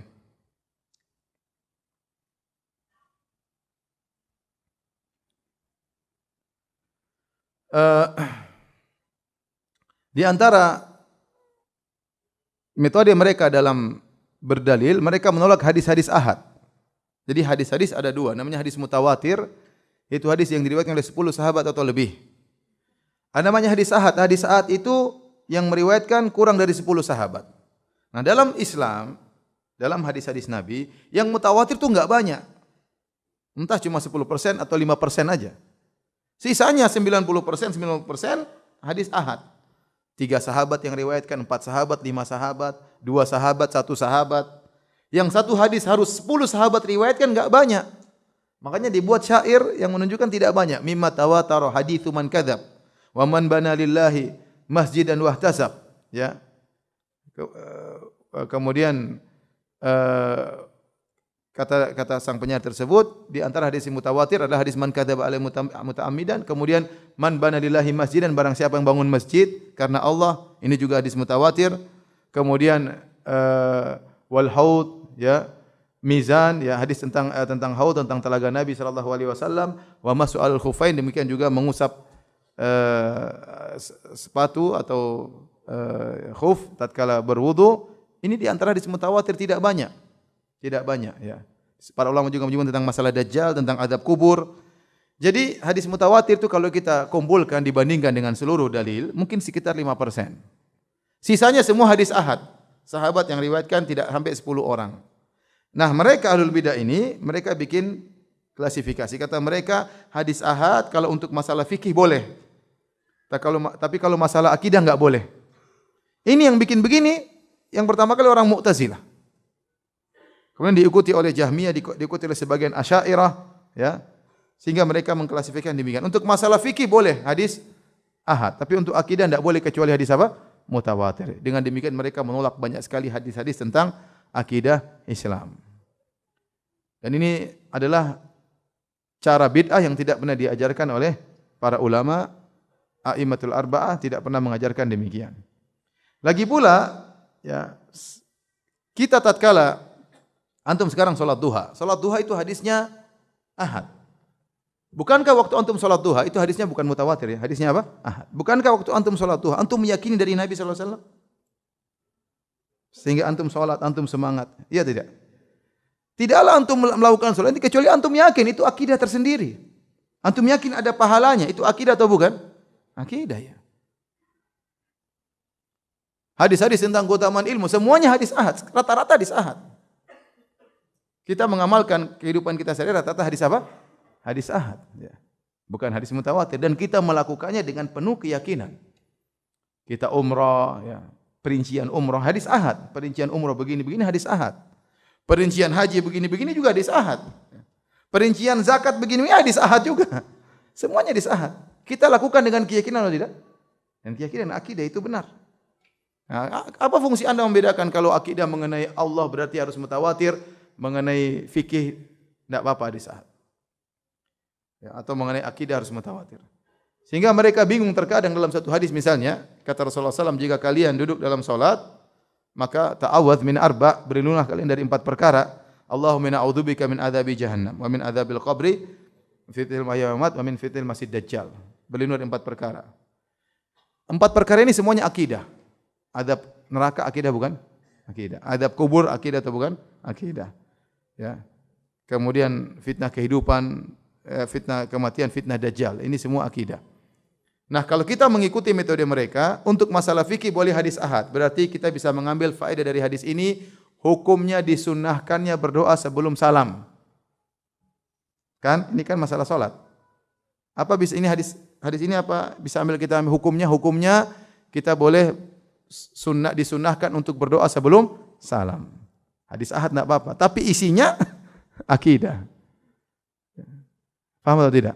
Kalau kita menyuruh mereka untuk menerapkan ini, mereka sulit menerapkan.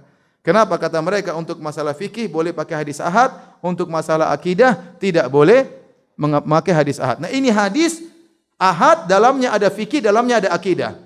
Ente tolak atau ente terima maksud saya begitu. Kalau ente terima berarti boleh diambil kesimpulan boleh sunnahnya berdoa sebelum salam, tapi isinya apa? Akidah. Kalau ente tolak ini masalah fikih, dia bingung sendiri. Terus kita bilang, ente punya keyakinan seperti ini bahwasanya akidah harus dari hadis mutawatir, itu juga akidah. Mana dalilnya? Mana dalilnya mutawatir? Bahwasanya sahabat berkata kalau masalah akidah harus dengan hadis mutawatir, mana hadisnya seperti itu? Hadis ahad pun tidak ada ya. Itu hanya karangan mereka. Ini di antara metode mereka. Metode mereka juga ya, di antaranya mendahulukan akal daripada dalil, dan ini sangat berbahaya. Ya, dan bahkan Ar-Razi punya suatu tulisan namanya Al-Qanun Al-Kulli, kaidah universal. Dia mengatakan intinya kalau ada dalil yang bertentangan dengan akal, saya tolak. Jadi disebutkan beberapa pendalilan bahwasanya kalau ada akal bertentangan dengan dalil, maka dalil ditolak. Subhanallah ya. Makanya benar perkataan Imam Malik, ya laita syi'ri bi ayyi aqlin yuzanul kitabu wa sunnah. Dengan akal siapa mau ditimbang Al-Qur'an dan sunnah? Menurut akal ente tidak diterima, menurut akal banyak orang masih diterima. Makanya Razi dalam kitabnya Asasut Taqdis, dan Razi ini imamnya orang Asy'ariyah. Orang Asy'ariyah sekarang ini kebanyakannya mengikuti Razi, bukan Abu Hasan Al-Asy'ari. Bukan Abu Hasan Al-Asy'ari. Karena buku-buku Abu Hasan Al-Asy'ari sekarang, Maqalatul Islamiyyin, Risalah ila Ali Thagar, Al-Ibana, semuanya bertentangan dengan akidah Asy'ariyah yang ada sekarang. Ya. Dan Abu Hasan Al-Asy'ari abad keempat, dia di penghujung hayatnya berusaha kembali kepada Ahlus Sunnah. Dan buku-buku yang beliau tulis sekarang kebanyakannya berdasarkan akidah Ahlus Sunnah.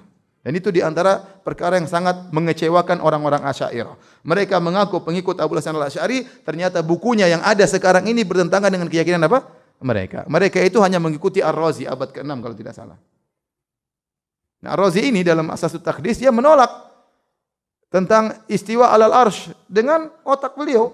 Beliau mengatakan akal beliau, seandainya Allah di atas arsy, berarti Allah lebih kecil daripada arsy, berarti karena yang di atas lebih kecil daripada di bawah, dan berarti Allah butuh kepada arsy karena yang di atas butuh kepada yang di bawah. Kalau begitu tidak boleh kita mengartikan Allah di atas arsy.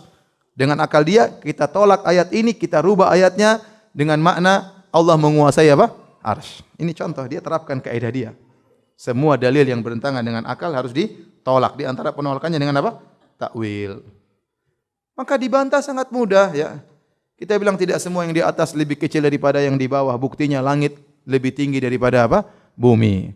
Dan langit lebih besar daripada bumi. Tidak berarti yang di bawah menaungi yang di atas. Bukankah bumi tidak menaungi langit? Bahkan bumi dalam apa? Langit. Tidak semua yang di atas butuh kepada yang di bawah. Bukankah langit tidak butuh kepada bumi? Ya.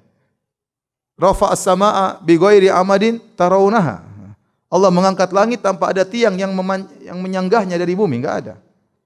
Kalau langit dan bumi saja, langit di atas ternyata langit lebih besar daripada bumi, langit tidak butuh kepada bumi, langit yang di atas mengayomi yang di bawah, itu antara makhluk dengan makhluk, apalagi antara Allah dengan makhluk. Allah di atas arsy bukan berarti Allah lebih kecil daripada arsy. Ini maksud saya, contoh, dia pakai akal dia, menurut akal dia mungkin yang terhebat. Menurut dia tidak masuk akal, menurut banyak orang masih masuk akal. Nah, kalau kita menjadikan syariat harus ditimbang dengan akal, akal siapa yang menjadi patokan? Akal siapa yang menjadi patokan? Akalnya Ar-Razi, akalnya Asy'ariyah, akalnya Mu'tazilah, akalnya Jahmiyah atau akalnya sahabat? Siapa yang menjadi patokan? Makanya benar kata Imam Malik, bi ai aqlin yuzanul kitab wa sunnah. Dengan akal siapa kita menimbang Al-Qur'an dan Sunnah? Kalau kita caranya menimbang agama dengan akal, kita akan berpindah-pindah agama kita. Ketemu orang lebih pintar berakal, kita pindah lagi akidah kita. Berubah-ubah. Karena di antara cara mereka menolak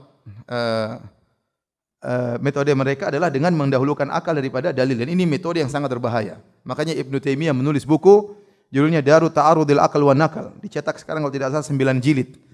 Untuk membantah Razi ini. Razi ini tulis cuma 2 lembar kalau enggak salah. Dibantah 9 jilid. Dan diikuti oleh Ibnu Qayyim dalam Sawa'iqul Mursalah.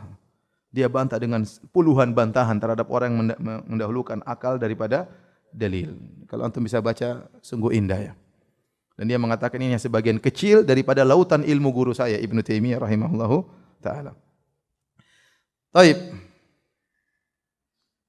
Di antara metode mereka dalam menolak dalil, mereka mengikuti mutasyabihat, meninggalkan yang muhkam. Jadi dalam ayat dan hadis itu, ada ayat muhkam, ada mutasyabih. Muhkam itu apa? Jelas. Mutasyabih itu ayat-ayat yang ada samar-samarnya sehingga terkadang bisa ditarik ulur. Nah, bagaimana kita menghadapi metode ayat-ayat yang mutasyabihat? Dikembalikan kepada yang jelas.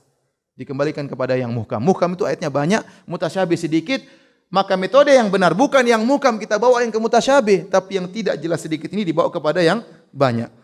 Paham? Itu metode yang benar. Makanya Allah mengatakan huwallazi anzala 'alaikal kitaba minhu ayatun muhkamatun hunna ummul kitabi wa ukharu mutasyabihat. Fa ammal ladzina fi qulubihim zaygun fayattabi'una ma tasyabaha minhu ibtigha'al fitnah. Dialah Allah yang telah menurunkan kepada engkau Al-Qur'an. Dalam Al-Qur'an ada ayat yang muhkam wa ukharu mutasyabihat, dan ayat mutasyabihat yang sedikit, yang kurang jelas. Bagaimana caranya? Kalau ingin menafsirkan yang mutasyabihat, bawa ke yang muhkam. Bukan sebaliknya, yang muhkam bawa kepada yang mutasyabihat. Adapun orang dalam hatinya penyakit, kata Allah, fa ammal ladzina fi qulubihim zaygun fayattabi'una ma tasyabaha minhu ibtigha'al fitnah. Adapun orang yang hatinya ada penyakit, dia mengikuti yang mutasyabih dan dia ingin menimbulkan fitnah. Contoh, ayat tentang Allah di atas banyak sekali. Bahkan kata Imam Ibnu Qayyim rahimahullah dalam Nuniyah, bal alfani, ada 2000 dalil menunjukkan Allah di atas. Oleh karenanya syariat Islam dibangun di atas bahwasanya Allah di atas. Yang menjadi pondasi syariat Islam keberadaan Allah di atas. Buktinya apa? Buktinya Al-Qur'an turun dari mana? Dari atas. Malaikat lapor ke mana? Ke atas. Malaikat takut kepada yang di atas. Semua syariat Islam ini dibangun di atas pondasi Allah di atas. Ayat tentang malaikat lapor ke Allah banyak. Malaikat turun, Al-Qur'an turun banyak sekali. Ya, terlalu banyak. Hadis-hadis tentang Allah di atas sangat banyak. Nabi berdoa, para sahabat berdoa, Nabi tunjuk ke atas, terlalu banyak. Ratusan dalil, bahkan kata Ibnu Qayyim 2000 dalil. Bahkan perkara yang diakui oleh masyarakat dengan fitrah mereka, kalau ada masalah mereka mengatakan kita serahkan kepada yang di atas. Enggak ada yang bilang kita serahkan kepada yang di mana-mana. Kalau ada orang bilang begitu, ini masalah kita besar, sudah serahkan saja kepada yang di mana-mana. Dibilang ente enggak beres otak ente. Apalagi kalau pakai mazhab Asy'ariyah, sudah ini perkara besar, berat, kita serahkan kepada yang tidak di atas dan tidak di bawah. Kira-kira gimana? Asy'ariyah kan meyakini demikian. Orang awam semua mengatakan serahkan pada yang di atas. Kalau sudah digariskan sama yang di atas, mereka sudah mengucapkan demikian. Mereka berdoa begini. Mereka tahu tatkala Nabi Isra Mi'raj, Nabi bertemu dengan Allah. Bertemunya di mana? Di atas. Jadi hadis terlalu banyak. Nah, ini terlalu banyak ayat hadis seperti ini namanya muhkam. Datang hadis misalnya atau ayat, wa huwa ma'akum aina ma kuntum. Allah bersama kalian dimanapun kalian berada. Oh, dipahami berarti Allah di mana-mana. Ini semua dibawakan kepada satu ayat ini, salah begitu caranya. Harusnya yang satu ini dibawa kepada yang ratusan dalil. Bukan ratusan dalil dibelokkan untuk sepadan dengan satu ayat yang dipahami oleh akalnya. Maka bagaimana cara kita memahami wa huwa ma'akum aina ma kuntum? Ya. Wa huwa ma'ahum aina ma kanu, dia bersama mereka di mana mereka berada, maka dibawakan maksudnya ilmu Allah selalu meliputi mereka. Seperti firman Allah kepada Nabi Musa dan Nabi Harun. Tatkala Nabi Musa dan Nabi Harun diutus oleh Allah untuk pergi kepada Firaun, ya. Maka mereka berkata, "Rabbana innana nakhafu ayyafruta alaina aw ayatgha." Ya Allah, kami takut, saya dan Musa dan Harun takut kalau Firaun melakukan kezaliman kepada kami. Kata Allah, "La takhafa." Janganlah kalian berdua takut. Innani ma'akuma, sungguhnya aku bersama kalian berdua. Bersama bagaimana? Asma'u wa ara. Aku senantiasa mendengar kalian, aku senantiasa melihat apa? Kalian. Itu kebersamaan Allah, bukan zatnya bersama Nabi Musa dan Nabi Harun, ya. Itu maksud saya caranya menafsirkan ayat yang mutasyabih dibawa kepada yang muhkam, bukan sebaliknya, muhkam dibawa ke mutasyabih. Ya. Kalau caranya muhkam yang ratusan ayat dibawa ke mutasyabih, ini semua harus ditakwil. Berarti Al-Qur'an namanya buku takwilan kalau begitu. Seluruhnya isinya apa? Takwil. Ini contoh. Contoh di antara mereka, ini terakhir ya, tatkala mereka melakukan penyimpangan berdalil dengan lughah, dengan bahasa. Karena mereka tidak ngerti tentang bahasa, akhirnya mereka terjerumus dalam berbagai penyimpangan. Contohnya sebagian orang-orang Mu'tazilah menolak bahwasanya Allah dilihat di hari kiamat. Mereka menolak, ya. Saya masih ingat, saya ada kawan waktu di Mekah, dia dakwah di kemah-kemah. Kemah-kemah para jamaah haji. Di antara kemah-kemah jamaah haji ada kemahnya orang-orang Mu'tazilah. Ma'ruf lah, ini kelompok Mu'tazilah, menolak Allah dilihat. Di dunia pun di akhirat Allah enggak bisa dilihat. Maka teman saya itu orang Saudi, dia langsung masuk, dia ceramah, dipersilakan, dia orang Saudi, silakan, dia ceramah. Dia ceramah tentang kenikmatan surga. Kemudian dia berceramah tentang melihat wajah Allah, kenikmatan terindah. Mulai mereka gelisah. Sebagian mereka keluar, tidak bisa terima kalau Allah bisa dilihat di hari apa? Akhirat. Kenapa? Otak dia enggak sampai, dia bilang enggak bisa. Kenapa enggak bisa? Pakai akal semuanya. Menurut akal dia, Tuhan itu punya syarat. Di antara syarat Tuhan tidak bisa dilihat. Itu akal, itu syarat dari mana? Siapa yang datangkan syarat tersebut? Sama orang Asy'ariyah mengatakan di antara syarat Tuhan tidak boleh ngomong. Itu di antara syaratnya orang Asy'ariyah. Allah tidak boleh ngomong dengan bahasa, Allah tidak boleh ngomong dengan suara. Itu syarat Tuhan. Kalau Allah ngomong dengan bahasa dan suara tidak jadi Tuhan. Benar ini? Itu tidak pantas jadi Tuhan. Ini syarat dari mana? Orang-orang filsafat. Akhirnya Al-Quran ini gimana? Al-Quran ini bukan firman Allah. Ini cuma terjemahan Nabi terhadap firman Allah. Bahaya. Itu akidahnya orang Asy'ariyah. Jadi dengan akal mereka menolak Allah bisa dilihat. Di antara dalil mereka menggunakan dalil dengan bahasa. Karena Nabi Musa waktu berkata kepada Allah dalam surat Al-A'raf, "Rabbi arini anzur ilaik." Ya Rabbku, tunjukkanlah dirimu, aku ingin melihatmu. Jadi kata para ulama, Nabi Musa rindu. Karena Nabi Musa sudah ngomong sama Allah, ada kerinduan, ingin lihat Allah Subhanahu wa ta'ala. Maka Allah mengatakan, "Lan tarani," kau tidak bisa melihat aku. Kata mereka, Allah tidak bakalan bisa dilihat sampai kapanpun. Yang benar, Nabi Musa tidak bisa melihat Allah di dunia. Di akhirat terlalu banyak dalil bahwasanya Allah dilihat. Perkataan Allah, "Lan tarani," kata mereka, lan dalam bahasa Arab itu artinya menafikan selama-lamanya abadi. Dan ini tidak benar dalam bahasa. Ini saya contohkan, mereka salah dalam bahasa Arab. Mereka mengartikan lan itu tidak mungkin ditolak selama-lamanya. Padahal tidak demikian, ya. Dalam bahasa Arab, lan itu tidak mesti abadi, ya. Tentunya di pembahasan bahasa Arab, ya. Kemudian contoh, sebagian orang-orang mengartikan firman Allah Subhanahu wa taala, "Was-samaa'a banainaha biaidin wa inna lamusiun." Allah berfirman, dan langit kami bangun biaidin, dengan tangan-tangan kami. Ya. Kemudian kita buka buku tafsir, para ahli tafsir mengatakan biquwah, dengan kekuatan. Kata mereka, lihat ahli tafsir mentakwil. Biaidin itu dengan tangan, artinya apa? Ditafsirkan dengan kekuatan. Mereka enggak ngerti. Ternyata aidi dalam bahasa Arab artinya kekuatan memang. Al-aid itu artinya bahasa Arab artinya apa? Kekuatan. Mereka enggak ngerti. Ini contoh karena mereka jahil. Contoh lagi, mereka menafsirkan istawa ala dengan istaula. Allah istawa di atas diartikan dengan istaula, menguasai. Padahal tidak ada dalam bahasa Arab. Istawa ala maknanya istaula itu enggak ada dalam bahasa Arab. Tapi karena mereka sudah meyakini terlebih dahulu, mereka gatok-gatokkan kalau bahasa kita. Dicari pas ngepas-ngepasi ya. Ternyata tidak ada dalam bahasa Arab. Contohnya juga Allah berfirman, Nasullaha fanasiyahum. Nasi dalam bahasa Arab, nasiya bisa dua makna. Bisa artinya lupa, bisa artinya meninggalkan. Dan ini disebutkan dalam buku-buku bahasa. Seperti Ibnu Faris menyebutkan nasiya bermakna taroka, meninggalkan. Kata mereka, coba ente mau tafsirkan ayat ini. Allah lupa. Apakah Allah lupa? Berarti harus ditakwil. Ini karena kejadian ada seorang dai di YouTube bilang begitu. Apakah Allah lupa? Dia enggak tahu bahasa Arab. Padahal nasiya itu dalam bahasa Arab bisa artinya meninggalkan, bisa artinya apa? Lupa. Dalam yang berkaitan dengan Allah artinya meninggalkan. Allah tinggalkan apa? Mereka. Ini contoh maksud saya, karena kejahilan dengan bahasa Arab akhirnya mereka terjerumus dalam penyimpangan-penyimpangan. Masih ada yang terakhir, sabar ya. Selain mereka memiliki metode yang aneh-aneh, mereka juga bikin metode-metode baru yang mereka jadikan usul pokok dalam agama mereka. Contohnya, orang-orang Rafidhah. Mereka menimbulkan suatu sumber hukum yang baru, yaitu Al-Quran, Sunnah, dan sunnahnya para a'imah, para imam-imam mereka. Ini sangat berbahaya, karena mereka menganggap imam-imam mereka maksum. Imam mereka 12 orang semuanya maksum. Namanya kalau maksum enggak mungkin apa?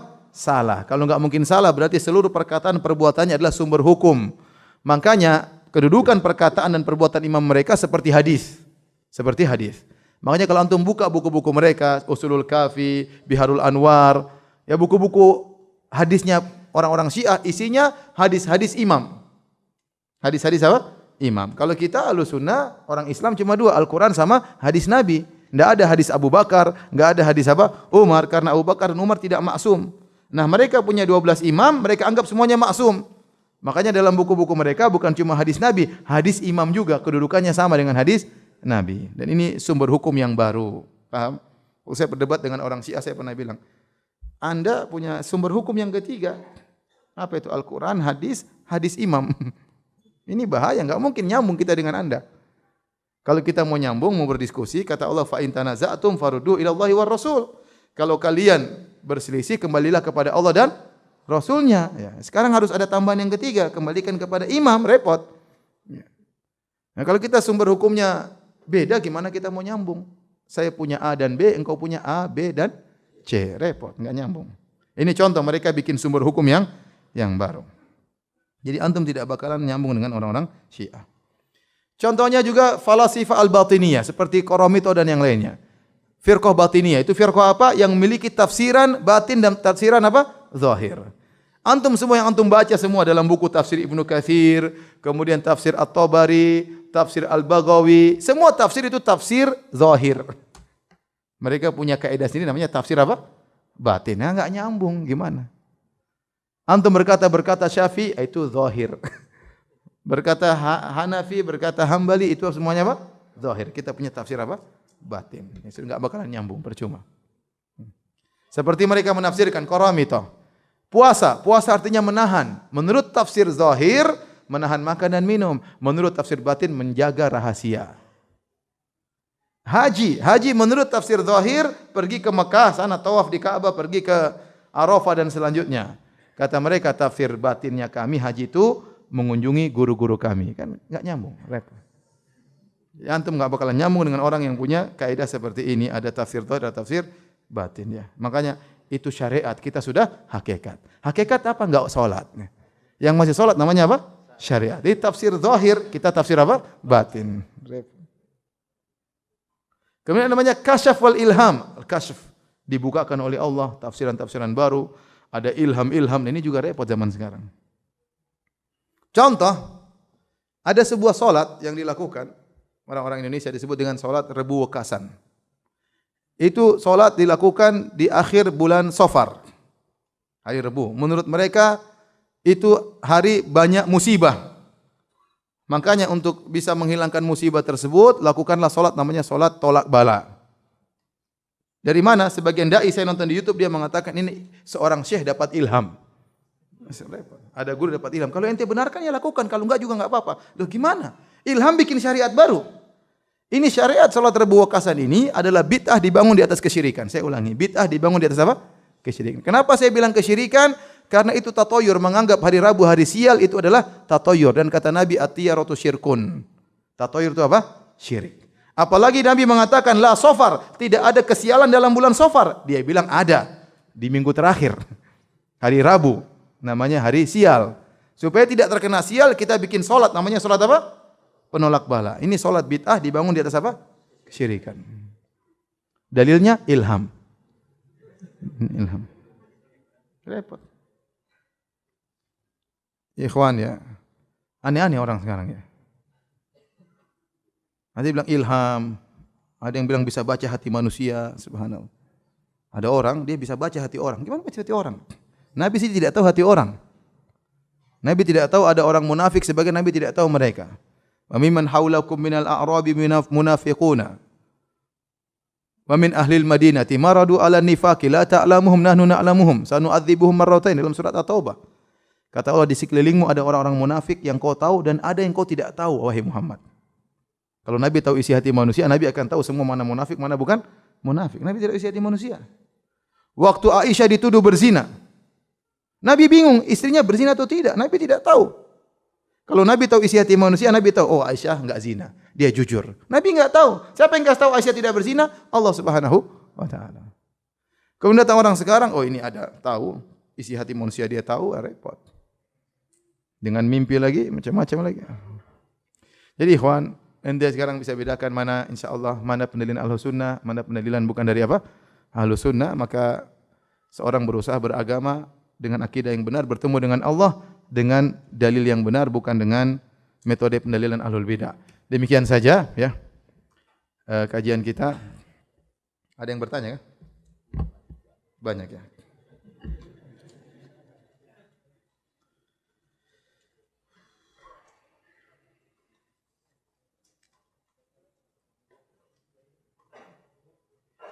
Ustadz, kapan boleh dimulainya salat duha? Salat duha dimulai dari 1/4 jam setelah sunrise ya. Itulah awal dari, kata orang, salat syuruk, itulah awal dari salat duha. Berakhirnya salat duha sekitar sebelum salat duhur. Salat duhur itu waktu terlarang kira-kira 7 menit atau 10 menit sebelum adzan zuhur. Itulah waktu terakhir salat duha. Seorang boleh salat duha di antara dua waktu tersebut, sekitar 15 menit setelah sunrise sampai sekitar 10 menit sebelum adzan zuhur. Dan yang terbaik adalah sekitar jam 10, setengah 11. Kata Nabi SAW, salatul awwabin hina turmadul fisal. Salatnya orang-orang awwab yang senantiasa kembali kepada Allah, salat duha tatkala anak onta kepanasan. Kata Syekh bin Baz rahimahullah, sekitar jam 10, setengah 11 siang, pagi.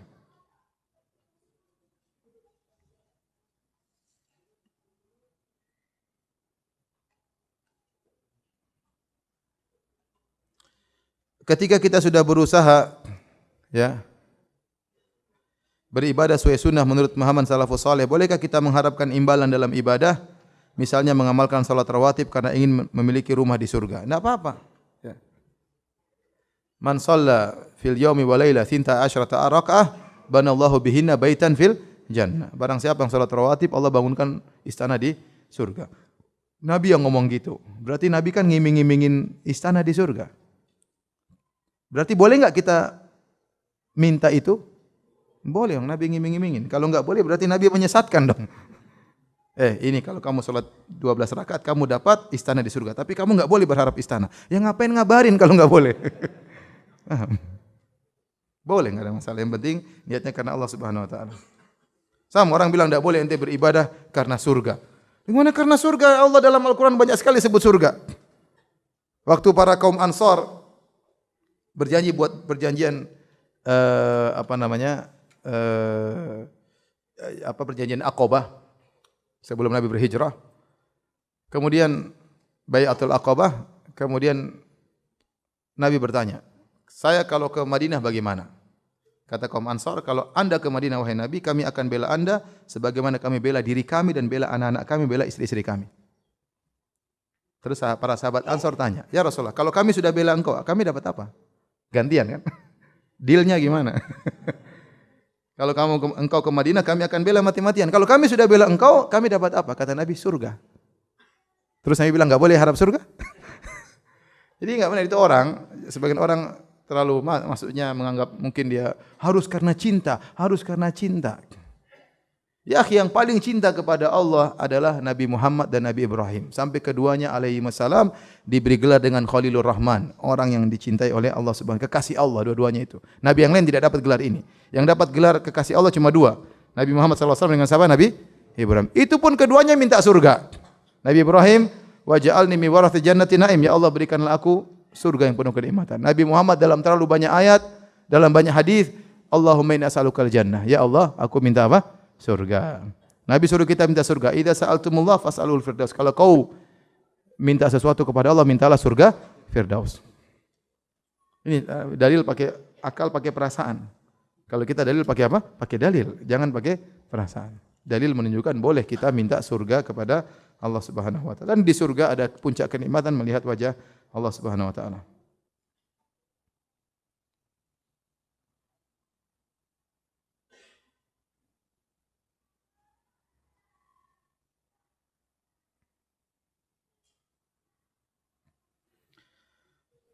Apakah suatu kemaksiatan bisa dihubungkan dengan penyakit tertentu? Misal durhaka kepada orang tua bikin sakit jantung. Maksiat bisa menimbulkan berbagai macam musibah. Tidak ada musibah yang menimpa kita kecuali karena maksiat. Ma asabakum min musibatin fabima kasabat aydikum. Tidak ada musibah yang menimpa kalian kecuali karena akibat perbuatan kalian. Nabi mengatakan ma yusibul muslim min nasabin wala wasabin wala hammin wala hazanin wala ghammin wala adhan wala syauka yushakuha illa kafarallahu bi khatayahu. Tidaklah seorang muslim ditimpa dengan sakit, keletihan, kesedihan tentang masa lalu, hammin kekhawatiran tentang masa depan, kegelisahan ghammin, disakiti oleh orang, diganggu oleh orang, terkena duri, kecuali Allah akan menghapuskan dosa-dosanya. Berarti ini semua sebab dosa. Orang letih, sedih, gelisah, itu semua karena apa? Dosa. Di antaranya penyakit. Di antaranya penyakit. Oleh karenanya memang benar bisa jadi penyakit karena apa? Dosa. Tetapi kalau mengatakan gara-gara durhaka jantung, ini repot. Kita memastikan bahwasanya durhaka menyebabkan penyakit jantung, ini agak repot seperti ini. Betapa banyak orang durhaka tidak kena penyakit apa? Jantung. Jadi benar bahwasanya penyakit bisa ditimbulkan karena dosa, tapi menentukan dosa pasti menimbulkan penyakit ini tidak bisa juga. Karena dosa menimbulkan banyak hal. Betapa banyak orang tukang maksiat, tukang mabuk sehat-sehat saja umurnya 90 tahun. Dia tidak. Tapi yang jelas bahwasanya penyakit sumber dosa sumber malapetaka.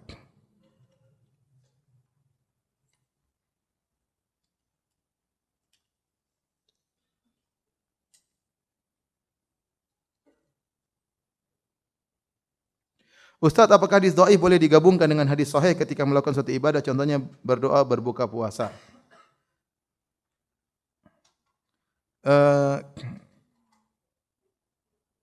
Hadis berbuka puasa, hadisnya hasan ya.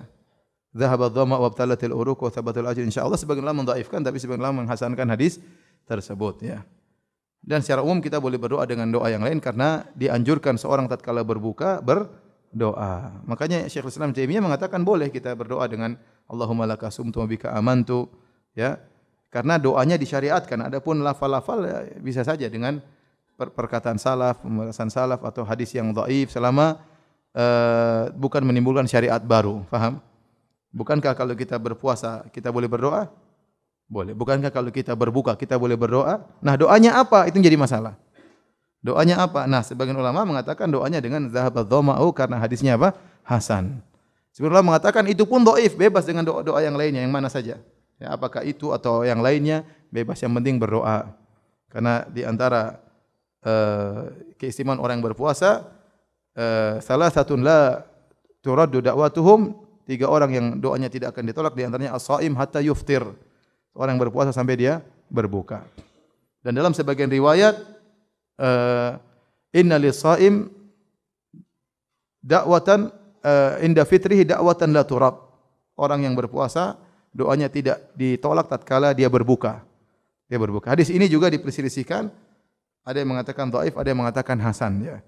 Tapi Ibnu Katsir rahimahullah berpendapat bahwasanya di antara dianjurkan seorang berdoa adalah tatkala hendak berbuka, dan itu juga pendapat Syekh Utsaimin rahimahullahu taala. Oleh karena saya ingatkan nanti tatkala antum puasa jangan lupa sebelum berbuka berdoa.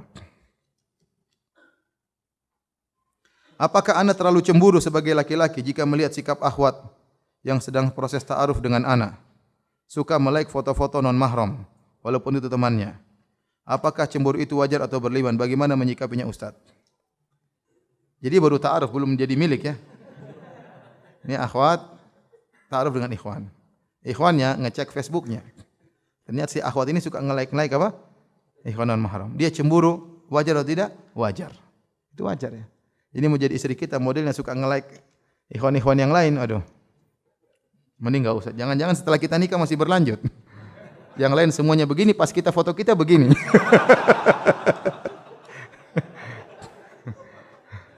Jangan, repot begitu. Bagaimana menanamkan tauhid pada anak sehingga mudah dipahami oleh anak? Tauhid sangat mudah, fitrah. Dia bilang yang disembah pencipta alam semesta ini, yang disembah cuma Allah Subhanahu wa taala. Gampang itu, masa orang nyembah sapi, masa orang nyembah apa? Pohon, masa orang minta sama orang mati. Kan itu sebenarnya logis kita bilang itu semua ngawur itu, enggak masuk akal. Masa orang mati diminta-mintain. Ya. Kamu yang sholatin, kamu yang mandiin, kamu yang ngantar ke kuburan, kamu minta lagi sama dia. Enggak logis ya.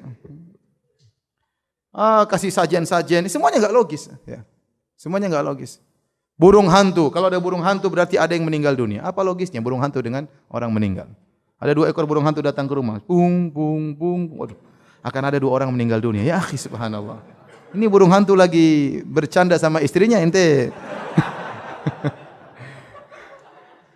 Saya punya kawan, dia dia punya perusahaan sawit, kebun sawit. Kebun sawit itu ada hama. Hamanya itu tikus merusak sawit. Nah, untuk menghilangkan hama tikus tersebut, yang saya tahu dari 2 teman saya, dua di perusahaan sawit yang berbeda dengan 2 metode. Satu metode dengan ular kobra. Ular kobra untuk makan tikus-tikus tersebut. Ya, dan ini dan satunya lagi dengan burung hantu. Nah, ada di satu perusahaan ini orang tukang membiakkan burung hantu, ya. Nah, burung hantu itu fungsinya untuk apa? Nangkap apa? Tikus. Coba. Dia berarti mendatangkan orang mati banyak kalau kalau setiap burung hantu mewakili 1 orang mati, bahaya. Itu enggak benar. Apa hubungannya? Sekarang kita bicara tauhid gampang sekali. Apa hubungannya orang keluar rumah tahu-tahu ada merpati yang beolin. Terus ente sial. Ya, aduh saya enggak jadi keluar, bahaya. Baru keluar rumah kena beolan burung merpati. Enggak usah lagi protes, wahai burung merpati. Bumi ini luas. Kenapa kepala saya yang ente pilih? Kalau burung merpati bisa bicara, dia akan jawab, ya. Kamu juga siapa suruh keluar pas saya lagi beol. Apa hubungannya dengan kesialan? Ada kesialan kebetulan aja, apa hubungan dengan kesialan? Jadi sebenarnya tauhid itu fitrah.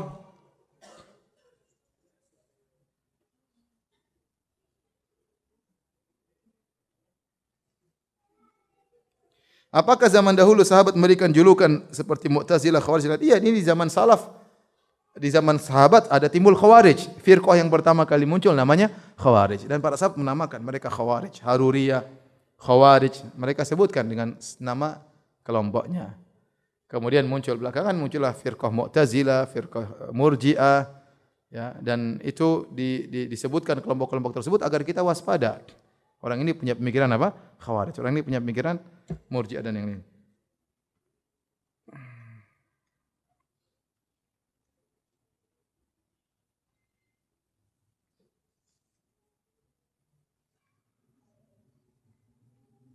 Ustaz, bagaimana cara membedakan hadis yang dhaif dan dhaif jiddan dan yang ringan? Ente tanya sama Ustaz aja lah.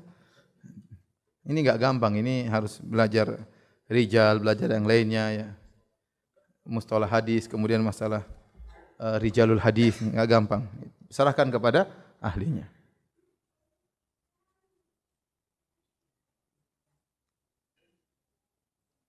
Bagaimana hukum mendengarkan musik? Apakah masih ada perdebatan dalilnya di antara para ulama? Musik, ijma ulama hukumnya apa? Haram. 4 mazhab semuanya mengatakan haram. Ada sebagian ulama yang mengatakan tidak haram, contohnya Ibnu Hazm, tapi dia keliru. Dia mendhaifkan hadis dalam Sahih Bukhari yang seluruh ahli hadis mengatakan hadisnya apa? Sahih. Ibnu Hazm kalah dalam dibandingkan Imam Bukhari dan yang lainnya. Ya, yang benar hadisnya sahih ya. Bahkan Syekh Albani membuat suatu kitab mengumpulkan hadis-hadis tentang yang menyatakan haramnya musik. Dan seluruh mazhab semua mengatakan musik itu haram. Di antara mazhab yang paling keras mengatakan musik haram di antaranya mazhab Syafi'i. Imam Syafi'i. Imam Syafi'i dalam kitabnya Al-Um, ya, dan juga yang lainnya. Seperti Ibnu Hajar Al-Haytami dalam kitabnya Zawajir an Iktirafil Kabair, peringatan terhadap dosa-dosa besar, dia memasukkan musik termasuk dosa besar. Mendengarkan musik termasuk dosa besar, ya. Imam Syafi'i dalam kitab Al-Um, ya, membedakan antara nasyid dengan musik. Kalau nasyid dia mengatakan tidak sampai haram tanpa alat musik, tapi kalau alat musik dia mengatakan apa? Haram, ya.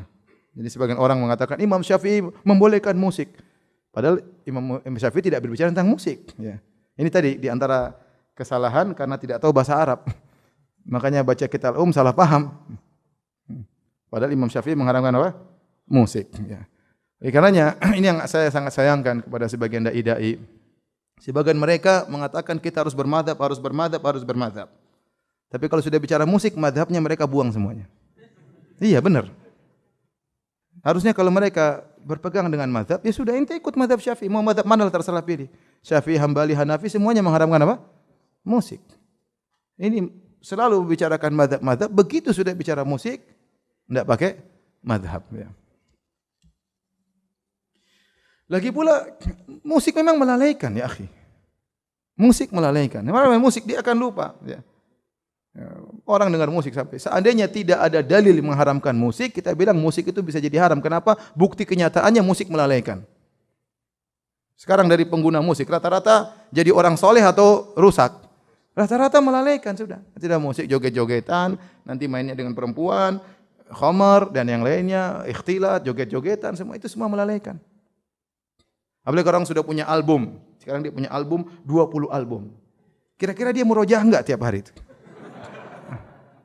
Ya, dia murojaah tiap hari. Sebelum tidur dia murojaah, di mobil dia murojaah, di pesawat dia murojaah. Ya. Saya kadang sama orang-orang umroh, ya, habis umroh gini, di pesawat.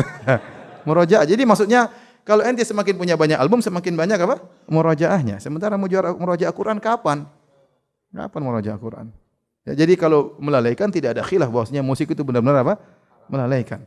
Nah, kita saja kalau sudah enggak usah musik, saya bicara nasyid saja. Saya kalau sudah kebanyakan nasyid, kadang-kadang saya lupa murojaah. Padahal nasyid tanpa musik. Apalagi ada musiknya. Ya, buat orang benar-benar lalai.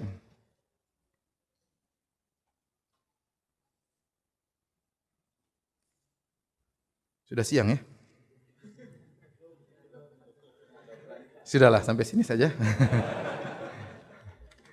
Insyaallah kita lanjutkan pada pertemuan yang ketiga di lain waktu insyaallah taala. Demikian kurang lebihnya saya mohon maaf. Subhanakallah bihamdik asyhadu an la ilaha illa anta astaghfiruka wa atubu ilaik. Assalamualaikum warahmatullahi wabarakatuh.